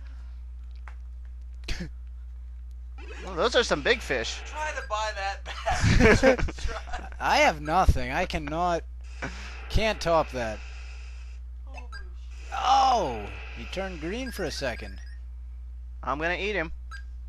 Maybe that's how you win the game. I don't know if you can win this game or not. It's like the old Atari games where you just keep going, or if you actually get big enough, you can eat the shark. I'd say you can. I'm gonna go with yes. I know in Feeding Frenzy you can, and since that's basically the spiritual successor of this, I'm gonna eat that little fucking crab. Yeah, it's about Oh! that.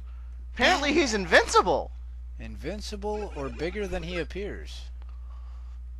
Wow, that was kind of a letdown. Well, I Eat think, me. I think that's a pretty good look at Shark Shark. Yeah, an entertaining look, a pretty decent game. So let's move on to something else. We're playing this on the PlayStation 2 and Intellivision Lives. As you can So- see the nice overlay there. So we'll be back with Body Slam Super Pro Wrestling after an AD&D break.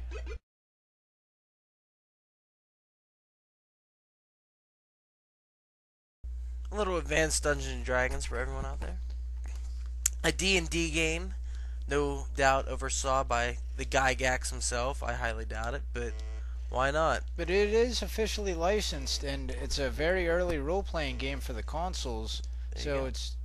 You know, and everyone goes after D&D, you know, why not? It's already a set franchise, and we need some interactive D&D, and there was a lot of it back in the early days. And this shows off the power of the Intellivision once again, because these are all randomly generated dungeons here. This is all random every time you play through it. It's a land squid he just killed. I killed a land squid. And that's the Intellivision running man, once again. He makes an appearance in just about every Intellivision game. He's pretty good. He's well known. Holy crap, that's a snake, I think. It's either a snake or a milkshake machine. Not positive. Could be a spring coil. That's the wonderful thing about this game I've noticed so far is it can be anything you want. Like, I think that's a koosh ball. I'm thinking brain. That Giant works. brain. I roll a dice to me. There you go. I think it might actually be some knitting yarn. But whatever you want it to be, it can be. Whatever you want to interpret these graphics to mean. And ladies and gentlemen, I want to just mention that the Intellivision Running Man is not dead. He still lives with us today in most crosswalk signs and other road signs. Run! He was trying to run. He really was. Down. So as Ron said already, There's what's really cool is these are here, randomly generated dungeons or caves or walkways, or maybe you're just the fog, you know, the mist aspect that have made it into many dungeon explorers. You know, you can't see what's going on. I died. A little bit of a that reset. happens many times. So we're gonna start back over here, and as you'll see, it's a completely different dungeon this time. It's all over again. So the adventure begins again. I honestly don't think you can make it to that mountain, but we'll try. So this I don't think we're gonna make it to that mountain. I think other people who have you. It is possible. You can tell us. I'm sure you will, and you will tell us many things. Oh, there's Barney, Lizardman. Oh, There's key. a key. We need to get We need that key. Oh man, those Lizardmans are fierce. They move quick. Those lizard Barney dinosaur. They do look a lot like Barney. They and really do. They just overwhelm Annihilate. Oh, Got oh yeah. Now his ghost is hurting me. Okay. Picked up. Key. So now I've picked up a key. As you can see, you get some inventory items. Not many doors and caves that need keyholes, but occasionally. I got some arrows there. Is that armor So- you put on too? Did you change color? I think I you don't. did. I'm not sure. We'll say it's armor. I think I'm red because I'm injured. Ah. So There we're we gonna go. continue in a little deeper here. Let us Try go and through get this through this. Dungeons and Dragons maze. Now the Ooh, a moths bat. are gonna follow me here. See, I think it's either a bat, a moth, or an insect of some sort.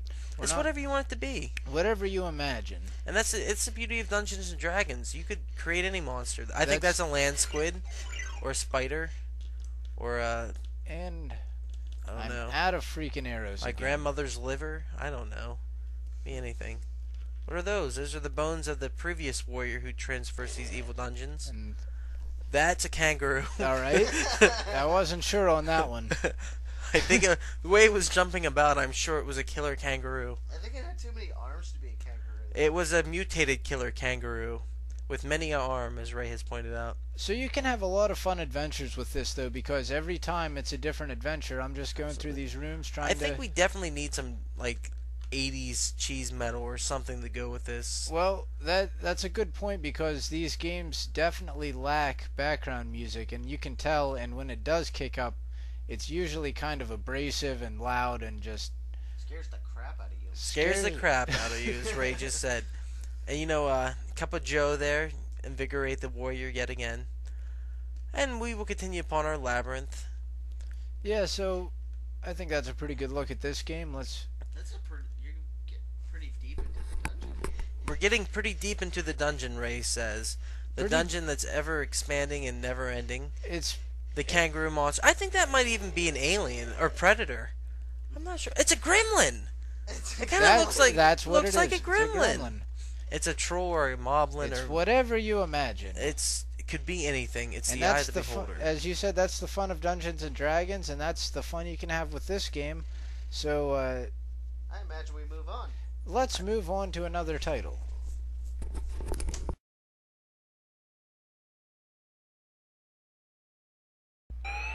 Yes. All right. Body Slam. Presented by INTV Corp. Super Pro Wrestling. Woohoo! Via 1988.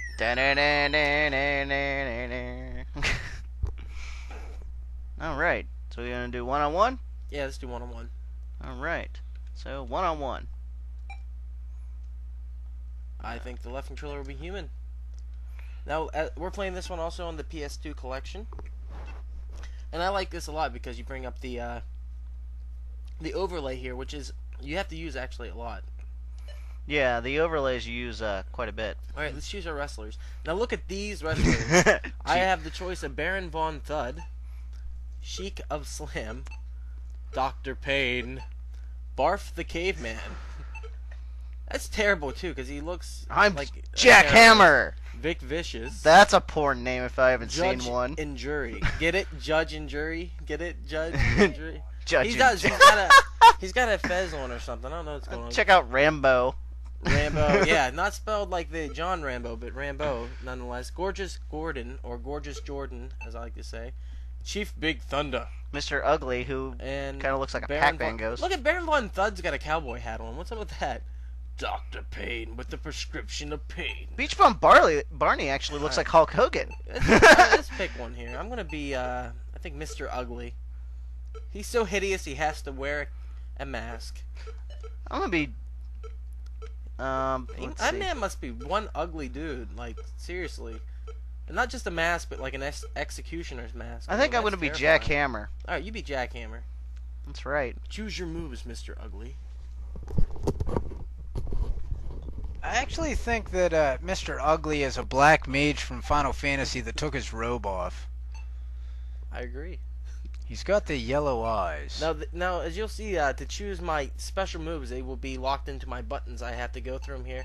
I think the possum roll is good. Let's find that again. This is a cool wrestling game for the time because you get to Ooh. choose your move set here and customize your character, go in how you want. If you want to do the possum roll or the duck and cover, Duck and cover. I think we need that. Oh, 'cause yeah. My name is indeed Duck. go for the rainbow punch if you'd like. Is it in there? I don't know. Indeed, that should be It's an a- option. it's one of the face moves. Masher. Why not? Smash All right, that'll some be my face. move list. Let's see All what right, Ray here picks comes here. Jack Hammer, who Jack Hammer. appears to be wearing a helmet for some Oh, reason. there was a rainbow. I really like these colorful characters that they came up with for this. They must have had a lot of fun coming up with these names. No doubt. And that's, that's even goes into the early 80s wrestling, where they were coming up with, just, I don't know, fun tongue. These names. No doubt. And that's, that's even goes into the early 80s wrestling, where they were coming up with, just, I don't know, fun tongue-in-cheek type things going on. I think the it was a peak of cartoon. I think the peak of that was Coco Beware. Coco Beware. Coco Beware, the fun Haitian with the parrot. Yes. He had an interesting parrot with him. We have Ray joining us again here. We're going back and forth with our microphones here as they pick their move sets. Let's do the face masher. So you can put a lot of strategy into this. Now, as you'll see in the Console Wars series, we've covered a lot of wrestling games. We've covered pro wrestling. We've covered pro wrestling. Different pro wrestling. We've covered. Actually, we never did do the NES one. No, I guess we didn't. We wanted to. We wanted to, but we didn't have that one. Whoa! And there we see the ugliest transsexual ever. Wow. All right. Apparently, I have a. What is that helping? So this was made in 1988.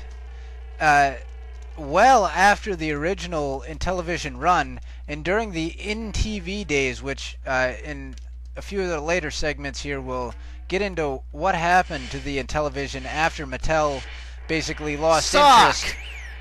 He socked him, as you read, perhaps. I like the cartoon bubbles over their heads. That definitely brings in the classic over-the-top cartoonishness of wrestling. The oofs and gurs and Oof! It's like Batman. it is a little Batmanish, a little campy.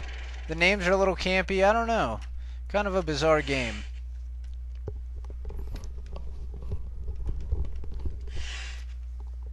With the bazooka punch, and at the bottom it's calling out your moves. I like the fact that my character's so ugly, he's used to hiding. Like, he ducks and covers all the time. His move set is definitely keeping up with them. Now there's a bottom at the number here, or numbers at the bottom here. I'm not sure if that's how many moves you have available, or if that's your health. He's really good at that duck and cover. I'll give him that. Look at that. He's been coward. What's going on? Even when he runs, he looks like he's cowardly, trying to sneak off or something. I'm just trying to find out how to get him out of the ring and back to the backstage so he can cry in a corner. He is the original emo Everyone kid. feels bad for him. Oh, see, it was an on-act. Woohoo! Oh, look at him crowd. Cheering for himself. Come No one on. else wants to support him. He has to cheer for himself. Yeah. He's not a fan favorite, but that's all right. Mr. Ugly never will be. Mr. Ugly is a heel. Look at the way he runs. He runs kind of like E.T. He's so untrustworthy. If I fall down in a hole, if I duck and cover E.T. too for the much. 2600. But I like what's going on in this game. Definitely. Is he wearing a helmet or does he have white hair? He's wearing a helmet. I'm going to say he's a race car driver. Who somehow found his way into a wrestling ring. You know, actually, I think we should give this a more cyberpunk type thing. Like, this is the futuristic setting. Oh! Body Slam is the game of the year. Super. That's why it's Super Pro Wrestling. This isn't, as opposed to regular professional wrestling. Yeah. These guys are injected with steroids from birth, genetically modified. Exactly. In a to be- post-apocalyptic world. And the so- only game that people would play. Anyhow. And Mr. Ugly just swore. Did he say fig? Or was that a curse? That was a curse. That was a Cubert curse. Wow. Duck and cover. You gotta be prepared with that. Why get hit when you could have the moveset of duck and cover? Who knows? It's a defensive tactic. It is. I really wish I wouldn't have picked that. Never gets attacked. And as far as a wrestling game goes, though, you get a grapple system, which is pretty cool. You know, and even with this version where you have to, I mean, as you can see, the overlays are really heavily used. The number pad was needed. It's not that distracting. It's a lot of fun. It's a little distracting, but the graphics are pretty good for the game. Let's face it, this is better than most of the 64 wrestling games. Whoa! Prin? What? Gar. He said Prin. Ow. But it's not a bad wrestling game, and being released so late into the Intellivision's life, this is when they were able to have the larger cartridges that would hold more information. So you see the nice big characters that you get here. Ooh, take that. And of course, this was at the time still competing with the NES and Sega Master System, which had taken over the market at that point. So 6 seconds left. Time is about to run out. Oh, whoa! He was about to get it there. Oh man! Looked like he was pulling his Look at her underwear beard. off. That's so terrible. That is gross. Oh, she winked. Oh God! Oh. I just lost 3 years of my life because of that. That's worse than smoking cigarettes. PSP. Oh, a cigar. But yeah, this is what the hell? Did I hurt my back? What's going on with my character? This is some intense wrestling. Prin. What is Prin? Evidently, pain. Oh. Pain. I've never heard anyone scream out pain. Pain. Agony in my back area. He's so ugly. He screams out pain. What the heck? Are we fighting over a pie? What is that? They're holding hands. Oh, it finally did something! And he said duck, like he wasn't expecting it. That duck is very useful, I guess. As done by Duck. As done, duck and cover. My character is so good at hiding in small places. Aye. Oh, jumping. He's going to the top. Oh my God.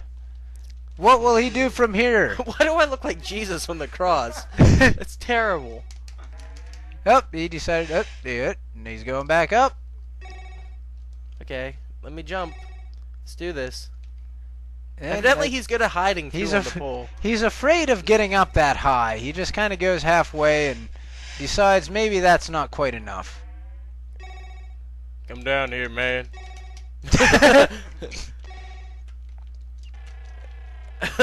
Looks like they're fighting over something. I They're love pulling it. a giant rubber band. Something's going on. Alright. I think we've gotten our usefulness out of this game. Ray, Any final thoughts, Mr. Ray? When they're pulling on that, it actually does sound like they're pulling a giant rubber band. It does, indeed.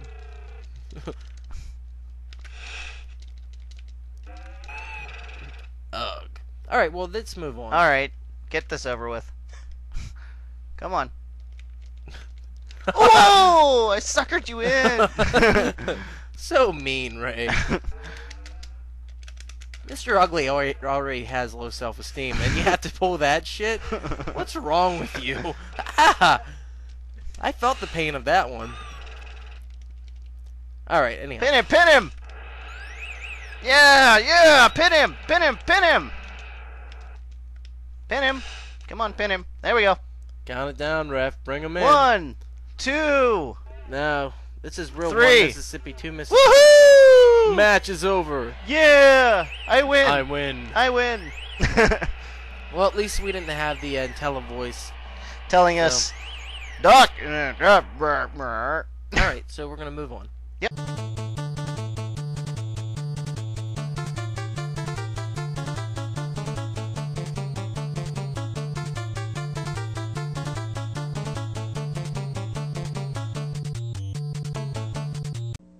When it comes to space games, nobody compares to Atari.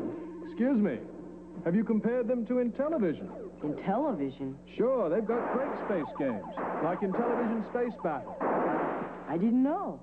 And now there's Space Armada and the incredible Astro Smash. I didn't know. Here, compare for yourself. Intellivision Space Games from Mattel Electronics. Once you compare, you'll know. Now what do I do? Okay, this is Advanced Dungeons and Dragons video game cartridge. You have to buy it separately to play on the Intellivision video game system. Mom and Dad have to hook it up to the TV. What next? We're trying to find a crown, but it's real easy to get lost. So don't be surprised if the dragon finds you first. Holy cats, you just killed the dragon. I'm sorry, I didn't mean it. Advanced Dungeons and Dragons video game cartridge and Intellivision master component from Mattel Electronics, each sold separately. I've been making more comparisons between Mattel Electronics Intellivision and Atari. Different games, but the same results. Look at Atari Basketball and Intellivision. I think Intellivision plays much more like real basketball. Here's Atari Soccer and Intellivision. Again, I find Intellivision more sophisticated and lifelike. If you try them both, I think you'll find the clear winner is Intellivision from Mattel Electronics. Hey! Mr. Intellivision. Plimpton. I bet it's great doing all those Intellivision commercials. I bet you get to keep all the games. Me and my friends like Night Stalker the best. Bats are real scary. Here, your friends won't have this new one. Lock and Chase. They won't believe this. Would you autograph it for me? Certainly. What's your name? My name? To turn World War II into a great home video game, you need B-17 bomber and Intellivoice. And every mission is filled with the sounds of battle. Never in the history of video games have so many owed so much great gameplay to so few. B-17 bomber and Intellivoice from Mattel Electronics. Now get a free Intellivoice module by mail when you buy any Intellivision master component. Dear Mr. Intellivision, sorry, Plimpton. My friend wants an Intellivision because of those great games. His dad wants him to have the other video game because it's cheaper. Could you do something about the price? Dear, what was his name? I think I have something that'll make your friend very happy. Intellivision 2. The people at Mattel Electronics have drastically reduced the size and price, but it plays the same great games. Your friend's father has no excuse now. Okay, kid, you want to play the real thing? Pick a game, any game. Every month on PlayCable, you get 20 great Intellivision games without cartridges, over $500 worth, all on cable. And you can play any game you want, anytime you want, 24 hours a day. You just push a button and batter up. Space battle? I wanted to play baseball. Later, Mr. Mantle. Later. Make one call and you'll play them all without cartridges. Why wait?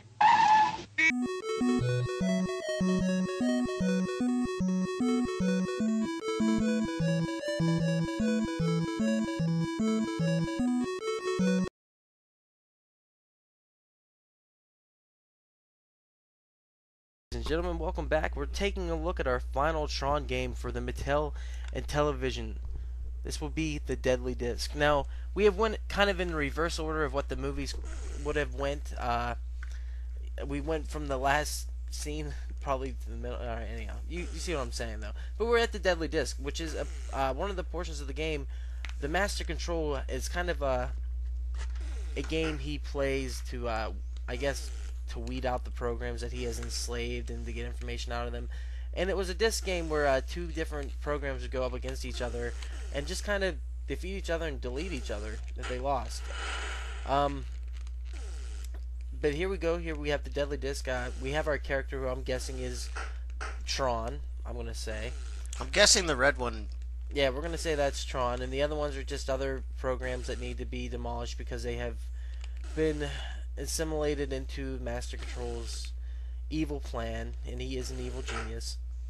So we're seeing right now the disc, which in the movie, the disc was where you kept your information. It was a hard disk, basically, and that was the idea of it. But it was more or less just a very cool-looking Frisbee, literally. I think they just found a Frisbee, and they said, throw some stickers on it, and we'll film this sucker. We'll add some cool factors. And I'm not trying to take anything away from Tron, because it is a very unique movie. It was a very innovative movie at the time, you know, using early CGI graphics, but at the same time, you know, wow, you tore that there up. really isn't much going on in the film, and a lot of the ideas are cheesy, but it's a fun movie you should watch sometime when you're drinking abstinence or something like that. Absinthe. Abstinence. When you're drinking, when you're abstinent and drinking absinthe, I can't talk. Anyhow, we'll cut that out, hopefully. Or not. It's fun, too. So we're looking at the Deadly Disc, as I said before, and we're seeing Tron, or the Intellivision Running Man, as he is fondly known as now at newgengamers.com. And I really do enjoy the Intellivision Running Man. I think he is he's a slick moving dude. He's a mascot. He's a mascot and a half. He's an everyman mascot. I think that's what we have to say. He could be you. He could be anyone else. He could be your next door neighbor. He could be your grandma. Probably not your grandma, but maybe, if she likes the Intellivision.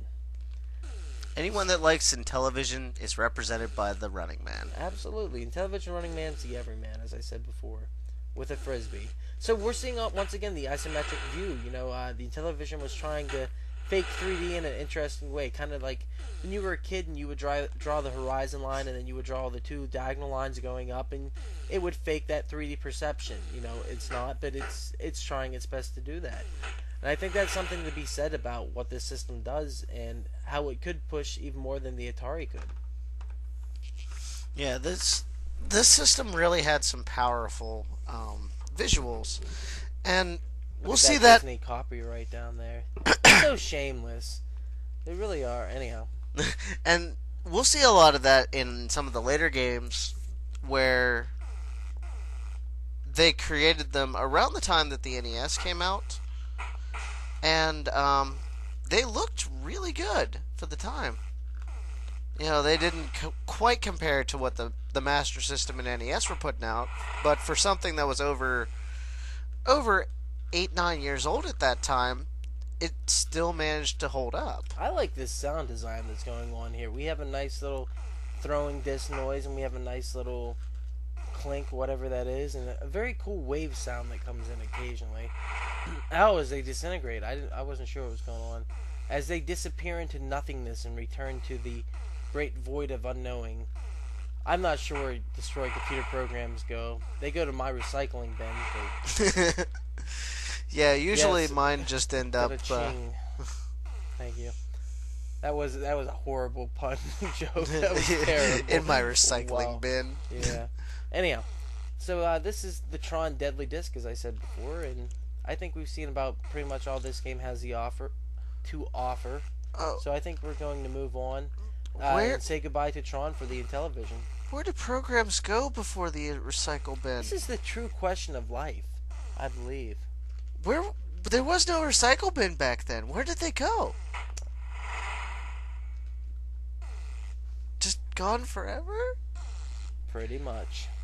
That's so sad. Moving on.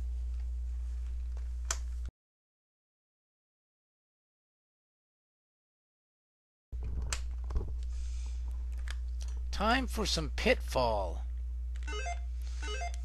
This is an Activision game, and Activision at the time was a hot, young, independent developer and publisher that of developers that had left Atari and started their own company. So this was a very original home title. It was made exclusively for the home market, and heavily featured on the Atari 2600, but looks great on the Intellivision here. Yeah, it's one of the better looking versions of the game, to be honest. I don't think I've seen too many that, look any better than this one. And our nice, Doug. And our Atari, or our Intellivision Running Man, with his 3 frames of animation, one where his leg goes forward, one where it goes real far forward, and then when it comes back again, to give the illusion of him running very fast. I mean, these were amazing graphics at the time, and you see the full use of it here. Before this, there wasn't even... You could barely tell the person had legs. Yeah, so they were definitely distinct. He's got that little dot there. That's his head, I assume. Yeah, and you can tell they changed the colors to make his clothing look different.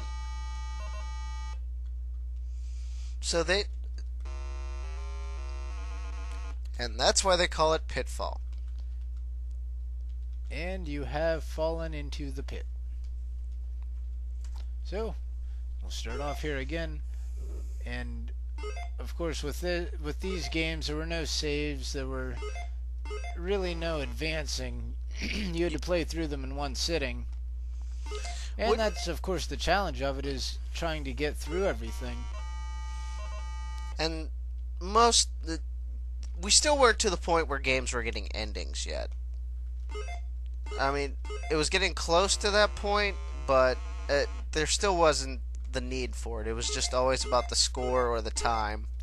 That's where something like this came along and was different, because it was for the home market, so they couldn't, there really wasn't the need to just keep it going forever the way that there was for arcade games, because, that's basically their idea, keep you playing it till the end of eternity. If you never have an ending, Yeah, what's the point? You never can give up. So with the home games, they were finally starting to be able to have things designed that could end and do different things. And the Intellivision is definitely a home system. We don't see much of the arcade fare that we saw on the Atari and later on the Coleco. Yeah, they made a lot of original projects for this with their in-house development teams, and innovation was one of the biggest things about the Intellivision. Is you saw things that you didn't think the game consoles were even capable of. Something like this. This is a great title to show off the Intellivision. Yeah, because even comparing versions, this one wins, hands down, compared to at least the home console versions. I mean, there were some computer versions which looked similar, if not slightly better, but those were running on much more powerful machines as well. So, here it is. The peak of the 1980s console world, before there was Super Mario Brothers, and before there was much out there in this kind of design, where you ran along a plane, you had a level that you went through. It's not just the same screen over and over again. There are different things on every single screen. A very impressive title for when it was. Yeah, this game gave birth to one of my favorite genres, the platformer. You didn't have... I don't think there was any game before this where you actually went left to right and jumped. The games couldn't handle this many different screens. The Atari had trouble with power, and the Intellivision, as we spoke about, not super powerful, but was advanced enough to do these different types of designs. Obviously this game was also on the Atari, but you didn't see much of it, whereas in the Intellivision world we're seeing a lot of games with different screens, different things happening, and big difference. A lot of details is the main difference here. Look at that fire. You can actually tell it's fire. Not just something blinking. So the Intellivision was a pretty nice step up, and we're of course looking at Pitfall Harry, the hero of this game, and he has fallen into a pit. So that's a good way to... You'd think if you were a hero, you wouldn't want to call yourself the thing that you don't want to do. That'd be calling yourself like Bear Maul Johnson. I don't want to get mauled by a bear if I'm shooting bear. So, or boars could also be used in that example. Anything, if you're out on a pitfalling adventure, beware of any creature. Yeah, they'll all eat you. Because, like that scorpion. Oh, I thought that was a walking skull. So. Oh, really? Whoa, wow, how'd you do that? That's... wow. Huh? The trickery, how'd you do that? Warp zone? Died in the same place. I guess it does kind of loop. What'd you do, just go to the left? One left. What the heck? Cheated the game. I've never tried that. I didn't know you could do it that way. Is there a definitive end here somewhere? Like, there has to be something. Just keep playing, I guess. I want to see where this goes. You're just gonna we're following the rabbit hole. It's a lot easier going back that way. That left to right, that's crap. Yeah. Pro tip, go left. I go with the logs. We've been doing it wrong all these years. No one knew. I just discovered the secret. Look, you can run with them. Things are fine. It makes sense finally. No wonder. Those guys have been sitting up there laughing the whole time. It's like, why are these... What? These dummies would have gone left instead of right. They would have been fine. It's because it's how Americans read. We read pages right to left. I'm going to try going up and down. Down doesn't work so well. It didn't work. Oh, well, look at they just get you right. So terrible. Money! You got a money bag. Woo! I wonder how he carried that. No question. He's Pitfall Harry. That's all you need to know. I'm gonna just keep playing, guys. I don't know if it's going anywhere or what's happening. It's doesn't seem like it's going anywhere. Seems like it's so random. Yeah. But there's fire again. You're going through a lot of the same screens, I think, but I'm not sure. How do you get to the... Why don't you try the lower level? Hell no. Fucking walking scorpion skulls down there. I always thought those were skulls walking with legs. I didn't think they actually were, but that's what it looked like to me. That's gotta be trickery. Oh yeah, major trickery. Very nice.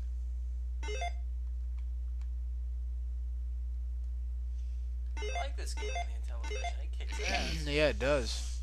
This is what the real version of Pitfall is. Watch me cheat this son of a bitch. Nope, no more cheating for you.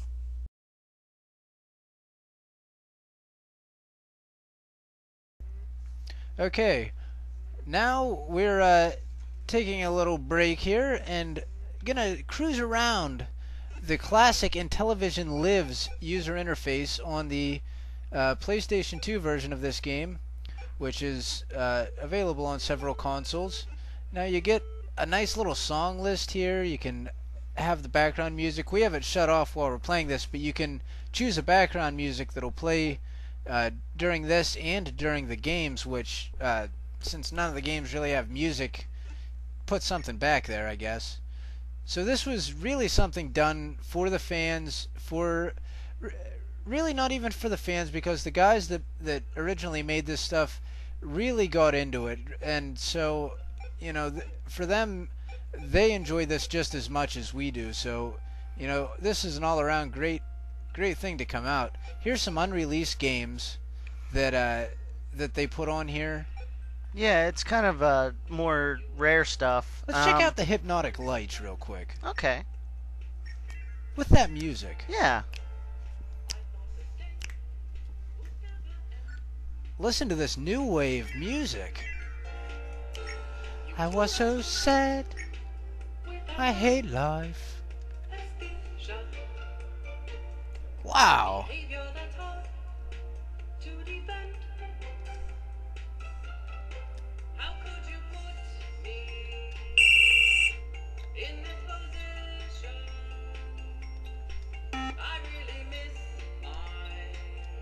What is it with this emo new wave music? I am not digging this here. I don't know what the hell I'm supposed to do here. Hallucinate. Apparently. Alright, let's try something a little different. Well, let's check this out. Something that they never released. Tell me if this looks familiar. Huh. Apparently a lawsuit was pending, and they decided not to release this one. Because obviously... This is Breakout. It's Breakout, and it's a done game. I mean, how much work do you need to put into this? So they apparently didn't release this, probably for legal reasons. It's still a cool-looking game. Lets us know what it would look like on the Intellivision. Yeah, it runs pretty nicely. Okay. What else we got on here? We're going to turn the music down a little bit so that we don't turn gay. Here's the infamous demo cartridge. This was played during in-store demonstrations of the system. Yeah, this would kind of show you what the system's capable of. And thankfully the demo cartridge music overdoes the emo stuff there. Fortunately. The video game system that transforms your something to... The master component and separate cartridges bring you sports, action, gaming, strategy, learning fun, with more to come! More to come, including the keyboard. Later, you can add the keyboard component and expand your system into a powerful home computer. False advertising. I'm calling them out. Hey, it came out eventually. The future today. Watch and see. Good God, how could anyone not want to own this thing? And then they have a couple game demos on here, like football and blackjack, some of the earliest games. So here's one of your very first early game kiosks demos, you know, that are pretty much standard in your retail stores today, but probably pretty novel in 1982. Yeah, I mean, there weren't very many around. I mean, Atari put out one later, I think, with the 5200, but I don't remember any for the 2600. Okay. Let's check out the main menu again and see what else we have here. You can check out these unreleased games. Yeah, those are cool. On the arcade there. Then we run into the space section. Here we have the list of the space games. So they have everything broken down here into the different types of games. Now here's another thing we didn't get to show you. There were bonus commercials on it. So we could either play the commercial or we could just slap it on later on. God, that music's still going. Can we put on a different song, Ray? Come on. Yeah, let me get back to the jukebox. This isn't helping my esteem here. We're battling robots, he says, as we're going along. What is this song called? My Intellivision. My Intellivision. Let's turn that one off. So obviously a new wave take on the Intellivision. Alright, let's sample this one. Let's get, that sounds a little more retro. This is a little more traditional here. There we go. That's what I'm talking about. Alright, where were we? Weird space. We checked out the space. Here's the kids' games. For kids only. Math Master, Memory Fun. Apparently they didn't know what kids liked. Kids don't even know what kids like, so... and that coming from Mattel, you know? Yeah. You'd think they'd have something there. We have a wide variety of sports. Yeah, here's all the sports games. We just looked at a couple of them, but... you know, as you can see, all your favorite sports are covered here except horse racing. Yeah, surprisingly. Well, it's not Japanese, that's why. That's true. Here's the arcade ones. These are the ones that are more arcade-ish. You'll actually get to see a couple more of these later on. Yeah, these are more akin to what was available on the arcades at the time, your games where you competed for your high scores and whatnot. Here's your parlor games. Yeah, called Gaming and Strategy. Oh, there's the horse racing. Oh, yeah, there we go. Jeez. I guess they did have horse racing. Every video game system has to have a horse racing game. I'd like to say play that roulette sometime. That'd be fun. That's Las Vegas Roulette, a follow-up to the Las Vegas Poker and Blackjack. So they had a decent amount of kind of parlor games along with it. More of the adult-type stuff. Now here, this little photo here, you'd think this is nothing, right? You push in, actually have some programmer interviews. So kind of a little Easter egg in there. Get to actually hear from the guys. Maybe we'll throw some of these on with the series. Yeah, we'll probably let you look at some of those. Those are pretty good. Here we have the combat and sorcery games. A lot of original stuff came out of this. This is where you found your B-17 bombers. Utopia, which was a very early SimCity type game, well, Civilization type game, something that hadn't been tried too much on the home consoles. Hover Force was a early helicopter game which gave you a wide range of things to do, kind of like the B-17 bomber, but not as confusing. So that's where they did a lot of their innovation right there. So this is a small sampling of the stuff that the Blue Sky Rangers and everyone at Mattel did for the Intellivision. These are all their original titles, not available anywhere else. So if you want to check them out, either get yourself an Intellivision or get yourself a copy of Intellivision Lives, and you can go back to the days when men only had 3 frames of animation. Available on PS2, GameCube, Xbox, and the Xbox 360 via Xbox Originals. Okay, so let's get back to the games. The rest of these are going to be on the PS2 and Intellivision Lives, so let's do her. Let's find the game we're playing next. It's at Thunder Castle.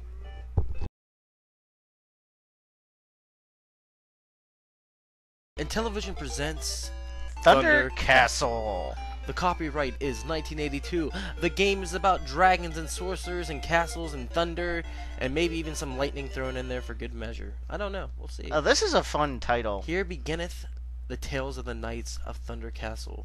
How many players doth Wraith taketh with him? Look at that dragon lawn. Yeah, they have some. Or is that a dragon wrapped around the castle? I don't know. It's kind of like a first night. Now, as you see, you're the knight here, and you want to slay the dragon, but you cannot slay the dragon Not unless slay the dragon, slayeth. You want to slayeth the dragon. Slayeth and I'm stucketh in the bushes. Or dragoon. Now you want to grab like these little bats. You like normally wouldn't want to grab that, but this is what makes you powered up, so you can kill the dragon. I like it. It's much like the hedge mage out of The Shining. I like that. Very much so. So we need to slayeth the dragon, collecteth the bats, and then there's little treasures that come along. Sex with the princesses. Princess? I don't know what princess. What would it be? Princess? I don't know. Hello, princess. So this goes in good with the D&D's been huge for years, and everyone loves mystical quest and virtuous chivalry and all those other good words I don't understand or tend to say very well.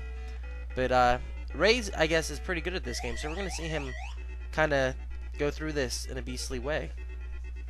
If the dragon will come to where I need him to be. Now He's tending to avoid me.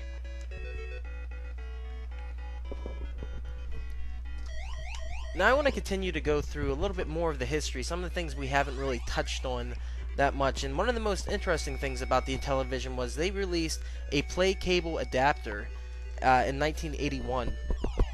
Now the PlayCable adapter is very, very interesting because this is one of the first times we see games offered over a service plan of such. Yeah, very innovative for the time. Atari had rumored to do something, but this was available, and a lot of people could try it out. So this kind of explain what it is. Your local cable company, the games would be offered through that, and you would get a PlayCable adapter from them, and Which you would play essentially a cartridge that would your cable line would hook into. Yes, and that you would pay a monthly subscription, and I've seen different prices ranging from $12 to $4.95 a month. What did Mickey Mantle say? Mickey Mantle on the commercial said $12 a month. I'm going to believe Mickey Mantle. I will go with what Mantle says. Now, that is one of the interesting things, is Mickey Mantle was the spokesman for the PlayCable adapter. They had George Plimpton for the system. Had Plimpton for the system, Mantle for the PlayCable, class all the way with the Intellivision. Their marketing was so good, and as Mantle says in the commercial, why pay $25 a pop for the game when you could get them through your cable provider for $12 a month? And when they began the PlayCable adapter service, it was 15 games, and eventually it moved to 20 games that would continuously loop. So they would change the games up, so you wouldn't have, maybe if you enjoyed a game a lot, you wouldn't have that consistency of having it on there at all times. But I think it was more or less, they promoted this, a lot of sports games were available for it, but it did have a wide range of titles that came out. And the way it worked was you had a flash RAM cartridge, and it would download the information off of the cable, and the game file would then exist on the cartridge as long as it was turned on. Yeah. And this worked great when it first came out because the file sizes of the games were pretty small, around 4 kilobytes. But as time went on, and as we looked at some of these titles that came out later, they got bigger and bigger, and added more bells and whistles, and it got harder to put them on that cartridge. So eventually we saw that I would say the streaming ability of the PlayCable adapter kind of lost its fire, and They couldn't put the new releases on it, so it kind of died a slow death. And then you would have to return people, your PlayCable adapter to your cable provider once the service was eventually gone. About 83 that it was no longer seen. So around the time that the bottom fell out of the entire video game industry, and of course that went under with it, and so very few of those cartridges exist now because the cable companies took them all back and probably chucked them all out. They're out there with ET right now in the desert, but they're a rare collector's item for Intellivision fans. They'll collect them and buy them up because there's not many out there. Kind of a rare item. And what I like about the PlayCable adapter is the fact that they were streaming these games through the cable company 24 hours a day. And there was no, beyond you had to download them, it was your TV and the PlayCable adapter would work at the same time because they were going on the same, I guess, I don't know, the same length or wavelength or whatever that would be called, connection. But I like the old commercials, and you can watch those online at YouTube, or was it the site Intellivision Lives? What's that? What's the site that the television... Intellivisionlives.com. You can find more information than we could possibly think to cover straight from the official developers' mouths. So if you want to know more about the system, definitely check that site out. And we'll talk about that more when we talk about the Blue Sky Rangers, when we go in depth with them here in the next couple games. Yeah, but they do provide on the commercials with Mickey Mantle, they provide the number, which is 1-800-962-9132. And if you would like to call it, you're going to get cleaner referral services now.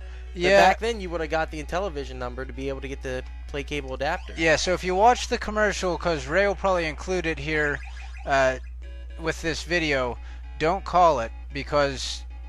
Unless you need a cleaning referral. If you need a cleaning service referral, that's fine. Call it.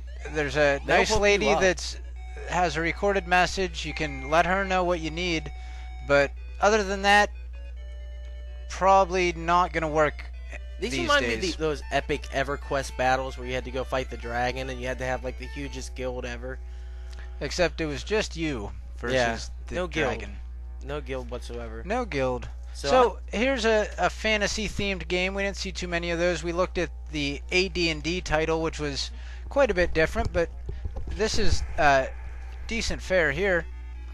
Yeah, if I manage to kill this third dragon here, there's actually other areas of the game.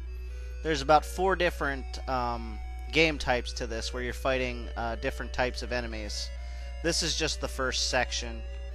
There's a castle part where you're fighting like wizards, and that's about as far as I've gotten, but there's 4 game types.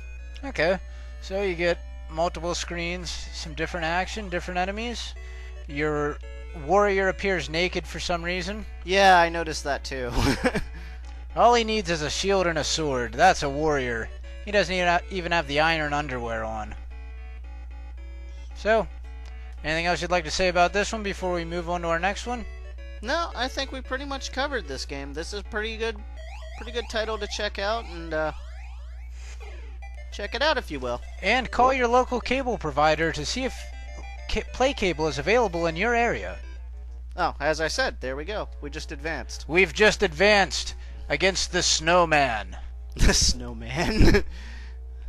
Yeah, with a cane made of letters. As you see, it has more of a Mr. Do-like look. So now you've made it into the castle, apparently. And now you have to catch rats, and there's wizrobes you have to kill. Okay. And the wizrobes are usually harder to kill. Except when you get lucky like that. So note these are not real wizrobes. These are before wizrobes. Yeah, these are pre-wizrobes. So. Because wizrobes doesn't even make sense. No, not really. Not at all. Anyways, that would be for another year. Yes, and another system.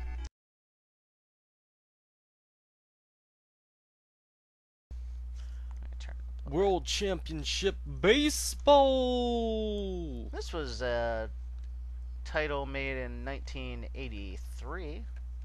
Oh, look at that overlay. That's really nice. Once again, we're playing this on the PS2 compilation disc, which is very nice. And I want to continue again talking about something else that I think I went over briefly, but the resurrection, if you will, of the Intellivision with the Intellivision 3. But it wasn't called that. It was called the INTV System 3.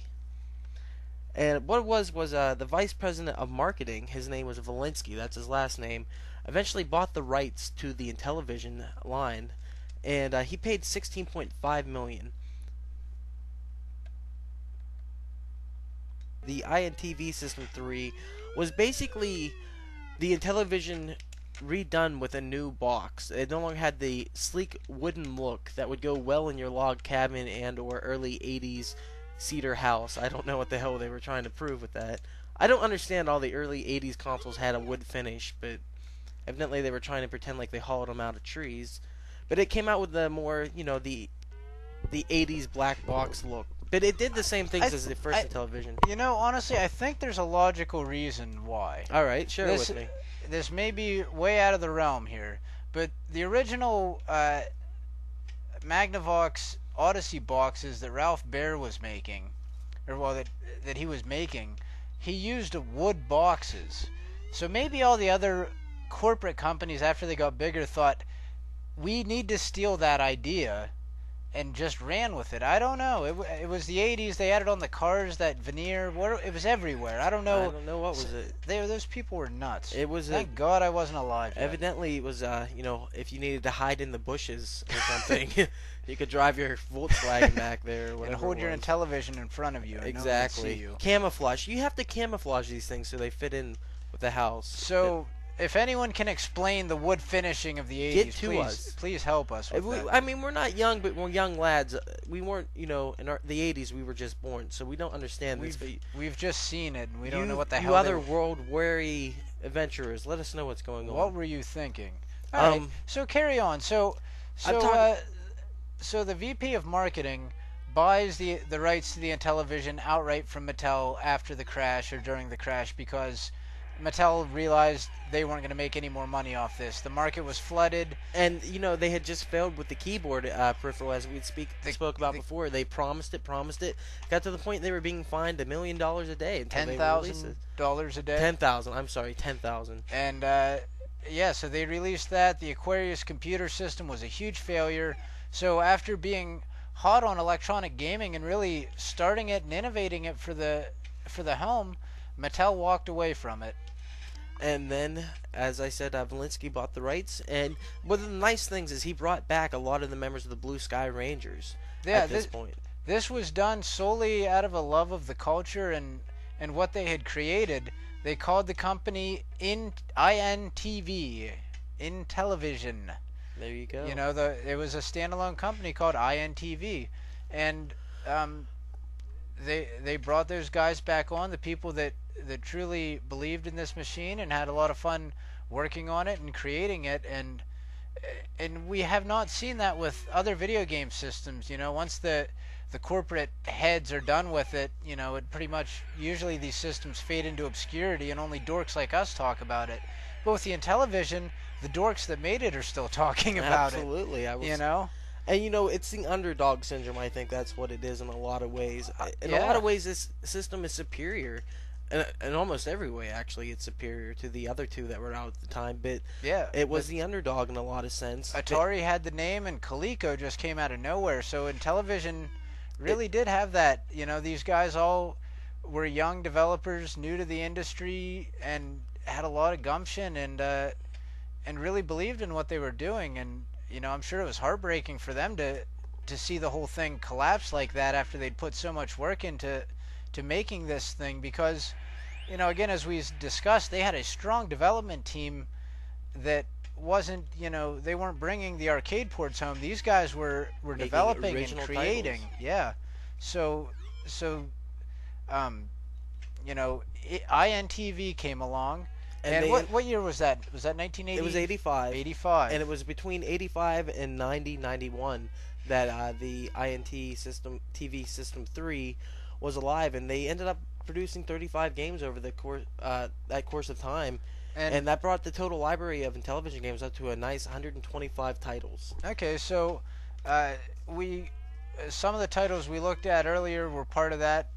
The Body Slam Super Pro Wrestling, that was released during the INTV days, and some of the other ones, and so they kept marketing this thing. It was no longer available in stores, really, but you could still mail order it. You could contact INTV directly and get all the games, all the old games that didn't sell during and after the crash. They kept selling. And one of the things I want to mention on about this, this isn't licensed baseball. Sorry. At this point, they didn't pay the money to get the licensing back, which is understandable. You know, to have the NFL or whatever before the title of football or whatever sport you would have, you know, that cost a pretty big chunk of change. And you know, all you have to have is the Intellivision running man playing these sports, and I think that's all the more you need. Yeah, and so the earlier sports titles that we looked at were the officially licensed. This one we're playing on the PS2, and it's just called Baseball on this collection. Yeah, the reasoning for that was they wanted to keep that low overhead, so the licensing for the sports were unreasonable, you know, at best. Yeah, that backgammon league, they just rape you. Yeah. So.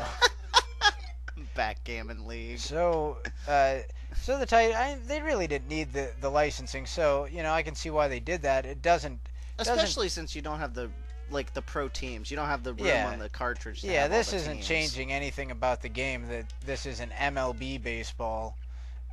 You know, so it still plays like baseball. Yeah, so that's one of the small differences you'll see if you play one of these collection games. But as far as the hardware goes, this is running it all off the genuine hardware done by the original developers that knew the system inside and out.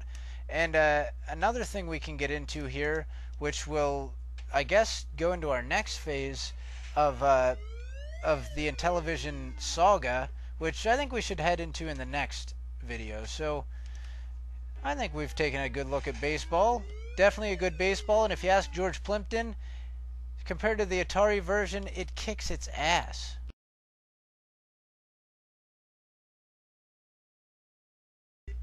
You're walking on... Oh, I can't sing it now. Dunkin's. Is that Dunkin' Donuts? Thin Ice with a penguin. I had my own song to this, which I will sing here in a minute, but that's pretty nice. You got a little bit of Intellivision music going on. Some nice animation on the duck there. Look at Duncan. There's Duncan the penguin. I think he's a penguin. and his friends Bobo, PJ, Minky, and Norman. Select 1 or 2 players. Go ahead, Ray. You're walking on thin ice. Thin ice. Thin ice. Alright, so Ray's gonna show us a little bit of thin ice here, and we're gonna talk a little bit more about the Blue Sky Rangers, an interesting group of characters that were the, really the heart and soul of this Intellivision. So, hats off to you, gentlemen. And ladies. And yes. ladies, I'm sorry. Yes, we definitely need to mention that there was a female part of the group. Guy gamers, there's your dream girl right there. And especially for that early in the industry, that's very significant that they had a prominent female game developer. And she designed this game. Yes. She designed Thin Ice. Get on. And so you can see the womanly touch here. You got the cute graphics, really fun, and the demons. Not to take anything away from women, but they are cuter and more fun than guys. I like the fact that you have like your main penguin, then you have like the other penguins that are demonic and possessed. I don't know what's going on with that. Going into convulsions. Getting chased by a seal. I think that's a seal. Yeah. Okay. Alright, so anyhow, the Blue Sky Rangers, they weren't called the Blue Sky Rangers originally. They were just some people. The application software programmers. I mean, that's all they are. They make the apps, the software. So it's interesting how they got the name of the Blue Sky Rangers. It was a TV Guide article on them, and the writer decided to deem them the Blue Sky Rangers after the meetings they had held that used something similar to that title. So that's a very, epic and very 80s title for the group of developers. The Blue Sky Rangers. Now, they weren't always in place. Originally, whenever Mattel started making games for the Intellivision, they were outside of the Intellivision division. But eventually, they kept the cost of developing these games very low by getting people outside and not directly having them on the payroll, by offering college students credits to work and design video games. So they were just a loose group at the very beginning, just some people making some different games for them. And then eventually they did move in-house. And I've mentioned the 5 original members, but I will give them some more love right now. Gabrielle Baum, Don Duglow, Rick Levine, Mike Minkoff, and John Shaw. And if I pronounced any of the names wrong, I'm sorry about that. But what's interesting is Levine and Minkoff came from the handheld market that was in place before the Intellivision came out. Mattel had been making a lot of handheld games, and eventually that's what led them to do this. Nice. Which we happen to have one here, one of their very old handhelds. It's massive. It's about the size of a 1970s remote control. Yeah. Gigantic. So maybe we'll add a little bit of video of that to this series too, so you can check it out. Yeah, because it kind of has the keypad like the Intellivision controller, and a Zamboni. Woo, Zamboni! Anytime a Zamboni is involved, I am there. Even if it is a giant demon red Zamboni, I'm down with that. Okay, so they started out small. Yeah, so at that point they had the official Blue Sky Rangers team. And eventually that team would grow to over 100 members, which is really nice by 1983. But sadly, a lot of them were laid off at the crash. It was a quick growth and quick death. I mean, this all happened within a couple years. And like I said, can you imagine, being on top of your game one second, and the next second you've lost so much money and you're out of a job? But that's the way it worked, and that's the way the crash took its toll. That's what the crash was. They flooded the market. They, as you can see, going from 5 people working on games to 100 to what was the max that they had? 110, I believe. 110. Yeah. They spread themselves too thin. They put themselves on thin ice. But one of the interesting things, and I've touched on this already, was the fact that Mattel hid who their developers were. They didn't tell their names, and they didn't give out their location because they didn't want Atari coming in and swooping these guys up. To me that sounds like a shady ordeal, but these men and women really love the Intellivision, as we've seen the longevity of it and the revival of it. So maybe that was for the better, and maybe they appreciated that. I think it was smart on Mattel's part. I mean, this was, at this point, there really weren't game developers. There weren't people that had gone to college specifically for that. None of that stuff existed. They were all making it up as they went, and they were afraid of what talent they did have being taken. And it's corporate espionage that happens all the time in different businesses where they'll hire engineers and designers away from other companies, and they were afraid of that. And what's really interesting is on this this PS2 disc, we're playing another game on that, is they have a small documentary on that, and they talk about how loose and lax, everything was going on there. It said it was a close-knit unity, as we've mentioned over and over again, and it kind of gets a little bit creepy because it says, there are a bunch of singles and there was a lot of partying going on, and to me it almost seems like there were drunken orgies happening at the warehouse, but whatever. You're young, it's the 80s, why not? It's the communal culture of video gaming. They were help birth what we're doing today.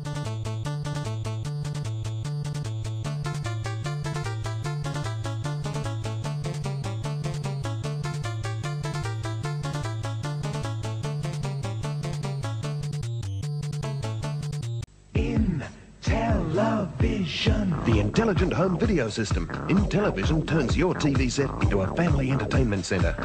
Intellivision. It's a lot more fun and a bigger challenge. No game plays the same way twice. More realistic. See how the players move. Listen to the sound effects. The roar of the crowd. There are Intellivision games for everyone in the family. Space games, sport, battle action, learning games, and even games of chance. The finest home video game system in the world today. The only system designed to keep pace with tomorrow. Before you buy any other video game system, be sure. Play Intellivision first. And you are Intellivision. So intelligent, no game plays the same way twice. Play Intellivision at selected outlets of these stores. Intellivision. There's lots of video games out today. Some are better than others. But with most games costing $25 or more, the best way to play is without cartridges on PlayCable. For less than half the price of one game, you get 20 great games a month, over $500 worth. And you can play any game, anytime, 24 hours a day. PlayCable. Only a millionaire'd want to play any other way. The sooner you order, the sooner you'll save. So call your cable company now. Finding the best video game system is a tough game to win. Who plays the most games, the best-selling games? Intellivision 2. Add the new system changer and play all Atari 2600 games. The most games, the best-selling games, like Hubert, Enduro, Burger Time. Intellivision 2 has the most going for it. More games than Atari and Coleco. Over 430 games. Get Intellivision 2. It's got the most going for it. Yes? Yes? Pitfall and Stampede by Activision? Sure. For Intellivision. No. Activision doesn't make video games for Intellivision. You too. Pitfall, that challenging jungle adventure game that dares you to find the treasure, and Stampede, that rope them doggies roundup game. Negative. Pitfall and Stampede by Activision for...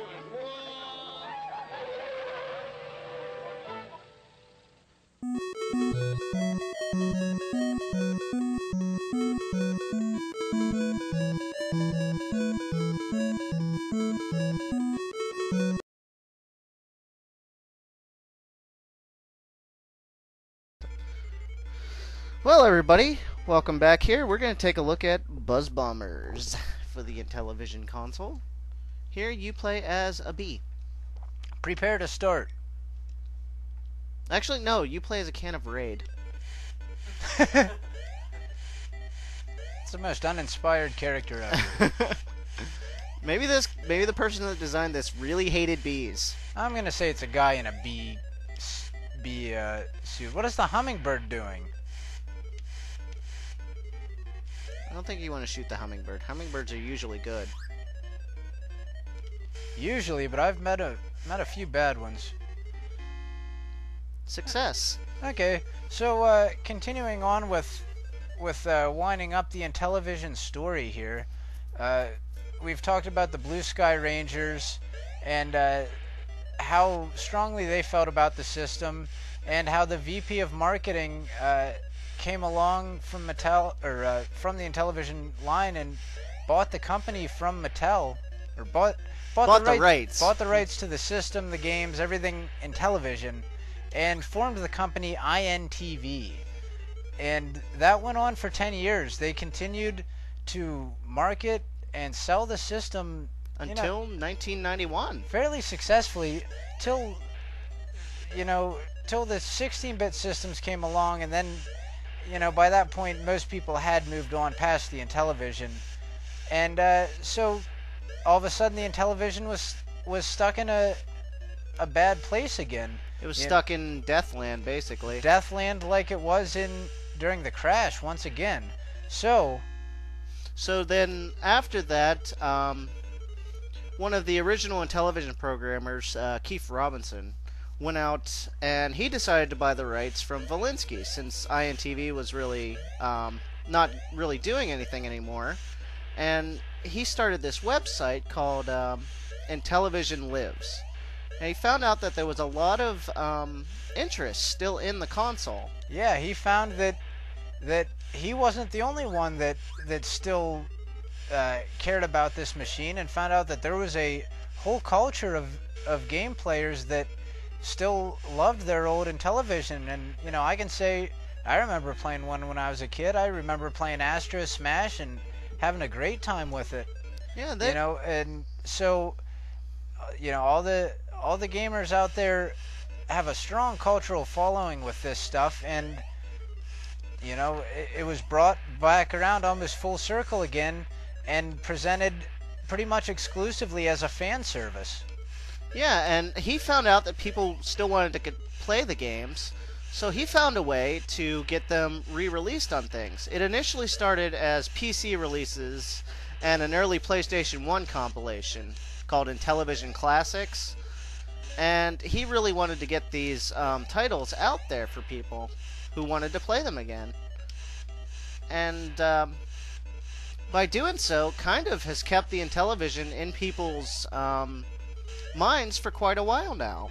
Yeah, he had those first couple compilations, and then during the PS2, GameCube, Xbox era, they released the Intellivision Lives game, which was what we're playing right here. Yeah, if it wasn't for this game, there would be a lot of these titles we wouldn't be able to cover, because it was hard to find those cartridges. Yeah, and as well as the unreleased stuff that's on there, and all the extra bonus materials that really brought it around for the fans. And so the company became Intellivision Productions, and that's what they still are today. Intellivision Lives is still a very active community. You can still go to the site right now and, you know, email one of the original creators of this system. Wish him a happy birthday. You know, it's such an amazing thing that we haven't seen with other video game systems, and it's really nice as a gamer to see that, because we feel this strongly about these systems, and it's nice to see that those folks do too. So, and then you know what I'd really like to get off of that site? That Intellivision coffee mug, the Running Man. I'm not gonna stop you. That sells that. They sell that they sell swag on there that you can buy. You know how gamer swag's so popular nowadays? I know it. I've got a ton. I bought a Donkey Kong monster truck Hot Wheel today, you know? So, what I'm doing with my life. So they have this stuff on there. If you want a t-shirt, you want a mug, what else do they have on there? All kinds of stuff. They're whoring this thing out for the fans to show your Intellivision pride. And it's great to see that still out there.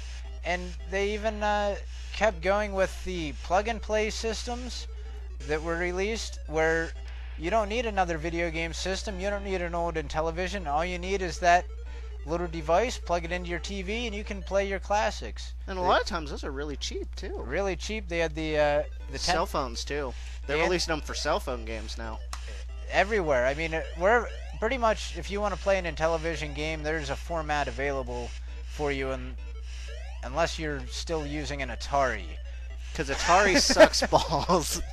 So the plug and play devices came in two forms. Originally there was a 10 game version and then a 25 game version released, so not quite as many games as the Intellivision Lives collection, but you know, if you don't have a video game system and you still want to enjoy them, it's a great way to do it. Yeah. All of them are essentially emulating the original hardware to the fullest degree that they can by using the original engineers to put this stuff together. So I like that overlay. That's a kind of a cool overlay. So a lot to like about the Intellivision. So let's move on to one final game, and put this thing back in the closet, even though it's never really going away.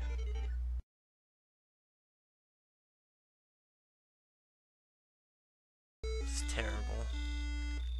Why are there crickets chirping?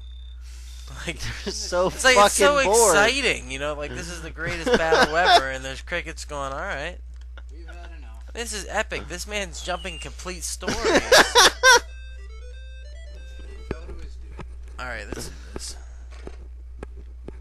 I don't know, Ray. Can you The is it controls winnable? are... You lost how?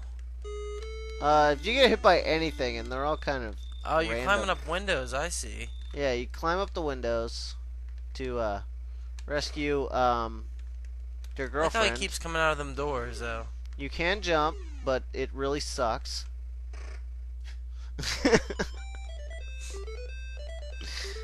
It's more like a hop than a jump.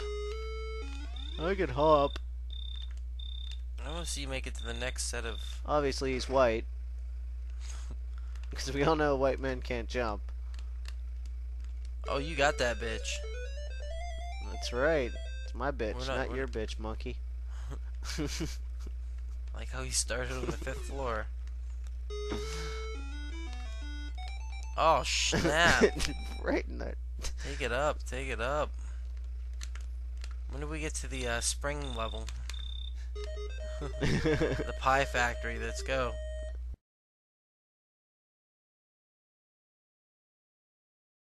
From that blob of jelly.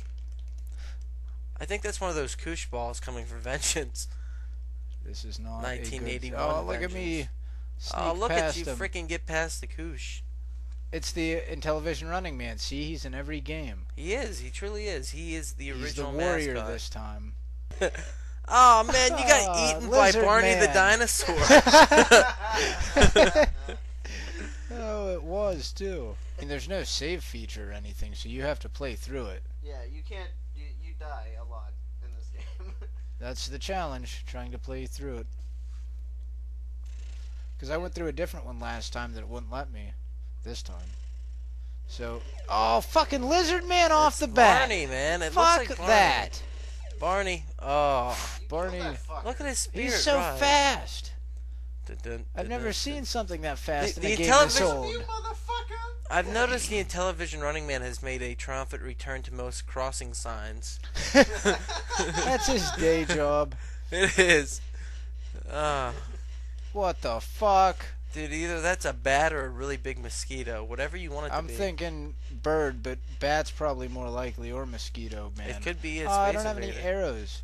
All he's doing is annoying me. He doesn't seem to be hurting me. No, that's how most mosquitoes and bats and He's giving me malaria.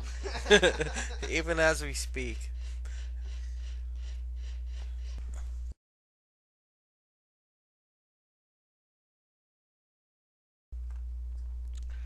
All right. Ray's dying. Please send money to help him get fixed. He no feel good.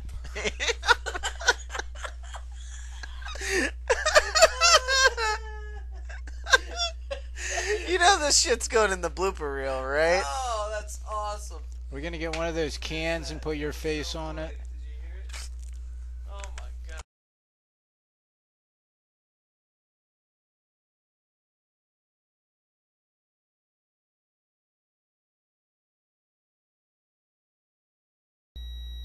Alright, folks. This is one of the last games released on the Intellivision before it was time for it to retire. And apparently, 1988. And apparently they stole all of their sound effects from the NES game RC Pro-Am. But we are playing Stadium Mud Buggies. Who goes to a stadium to watch mud buggies, I have to ask, but I'm not going to question it, I guess. So, this is the end of the INTV run. Mattel had left by this point, INTV was still active, and, you know, this was the end of the original titles that we'd see. Events. Enter. Oops. Okay, buggy. Oh yeah. 6. Enter. Here Let's we get go. ready to roll. Let's get ready to roll. Okay. And so we're closing out the Console Wars of the Past for the Intellivision here. This will be the last game we'll be looking at, and we've had a lot of fun playing this system. It's one that, for collectors and fans, you definitely want to check out. There's a lot to like about it, a lot of great games to check out, and it's just a lot of fun. A lot of fun to play by yourself, to bring in some buddies, whatever. And they did some really good work with the 3D on this. Yeah, it's for that old of a system. Well, I wouldn't call it 3D. I'd call it faking 3D. Yeah, it's that whole faking 3D thing. It does. Yeah, it has kind of a isometric view, which a lot of these games did. They used a lot of perspective work that you really didn't see. On of the course, other consoles, on the much Atari, at all. we didn't see much at all, and with the Coleco, it was pretty much all arcade ports, and we didn't see a whole lot of that except with specific titles. Yeah, even on the NES, there wasn't a lot that changed perspective like that. No, so this mostly reminds me of RC Pro-Am for the NES, and it's kind of like that, except a lot slower, and there doesn't seem to be any competition. Well, I said it for one player. I thought maybe there would be some more. Oh. Well, that would be why there's no competition. No bots in this, apparently. But, as you can see, you're just in a mud buggy. Whatever a mud buggy is, I don't know what that is, but... It's one of those trucks that have high hydraulics and jump around a lot. That's what a mud buggy is. Do they actually call them that? Maybe in the 80s. In the South, I don't know. Maybe, yeah. This was actually a really excellent system for the time. It didn't sell out of the, it didn't blow its competition out the water. No, and which is surprising, it ended up third out of, well, there were other consoles on the market that did even worse, but out of the major competition. The big three being the Atari 2600, the ColecoVision, and the Intellivision, they were third. Wait, are we counting the 5200 here? That's in the lesser. It did beat 5200. Yeah, the 5200 was a spectacular failure. But as far as being the king of the hill, the Intellivision had all the tools to do it. That's what's kind of surprising. There's really, they had the aggressive marketing, they had the corporate backing behind it, they had the talent. There's really no reason the system shouldn't have been the best thing out there, but just Atari had just the stranglehold on everything. Yeah, everyone knew the name Atari and associated it with video games, and and a lot of times the best system doesn't always win. That's absolutely true. The Atari was by that point easy to develop for. Everyone knew it. Everyone was familiar with it. Everyone had one, and so they just continued domination. The ColecoVision came out of nowhere, and racked up massive sales that outpaced the Intellivision's fast sales, and kind of left them in the dust because it came out even more powerful than this system, and George Plimpton didn't have anything to say. Yeah, he could look at the ColecoVision and go, well, the ColecoVision might have better graphics, but the Intellivision... We have smarter games. Smarter games, yes. So, as we're riding this one out on a solo run through the Mud Buggy Park Stadium, we're gonna wave goodbye to the Intellivision. Say fond memories. Go out and enjoy one. You can find a game for it anywhere, pretty much. Never forget it. Yeah, it's available on pretty much any system. So if you want to try any of these, they're out there. Oop. Come on, Mud Buggy. Come on, Mud Buggy. And I would just like to add, long live the Intellivision Running Man. He is a great mascot, a true hero, an all-American. One of the first mascots. I don't even know if he was, but we've definitely turned him into one. And if his name is his name the Intellivision Running Man, or yeah. All right, good, because I truly believe that's what he is, and that's what he brings to the Intellivision and the history of gaming. So long live that Intellivision Running Man, and definitely check this system out. It's a lot of fun. Yeah, and with that we say, remember your history or you're doomed to repeat it. Unfortunately, Mattel never made another system, so they didn't really have much to But there learn. is plenty of crappy Barbie doll games out there for you to try. The licensed stuff from Mattel's other stuff. Going is, strong. Don't yeah. worry about it. But this original stuff, check out IntellivisionLives.com and check out NewGenGamers.com for all your other gaming needs. We hope you enjoyed this and comment us, and thank you very much.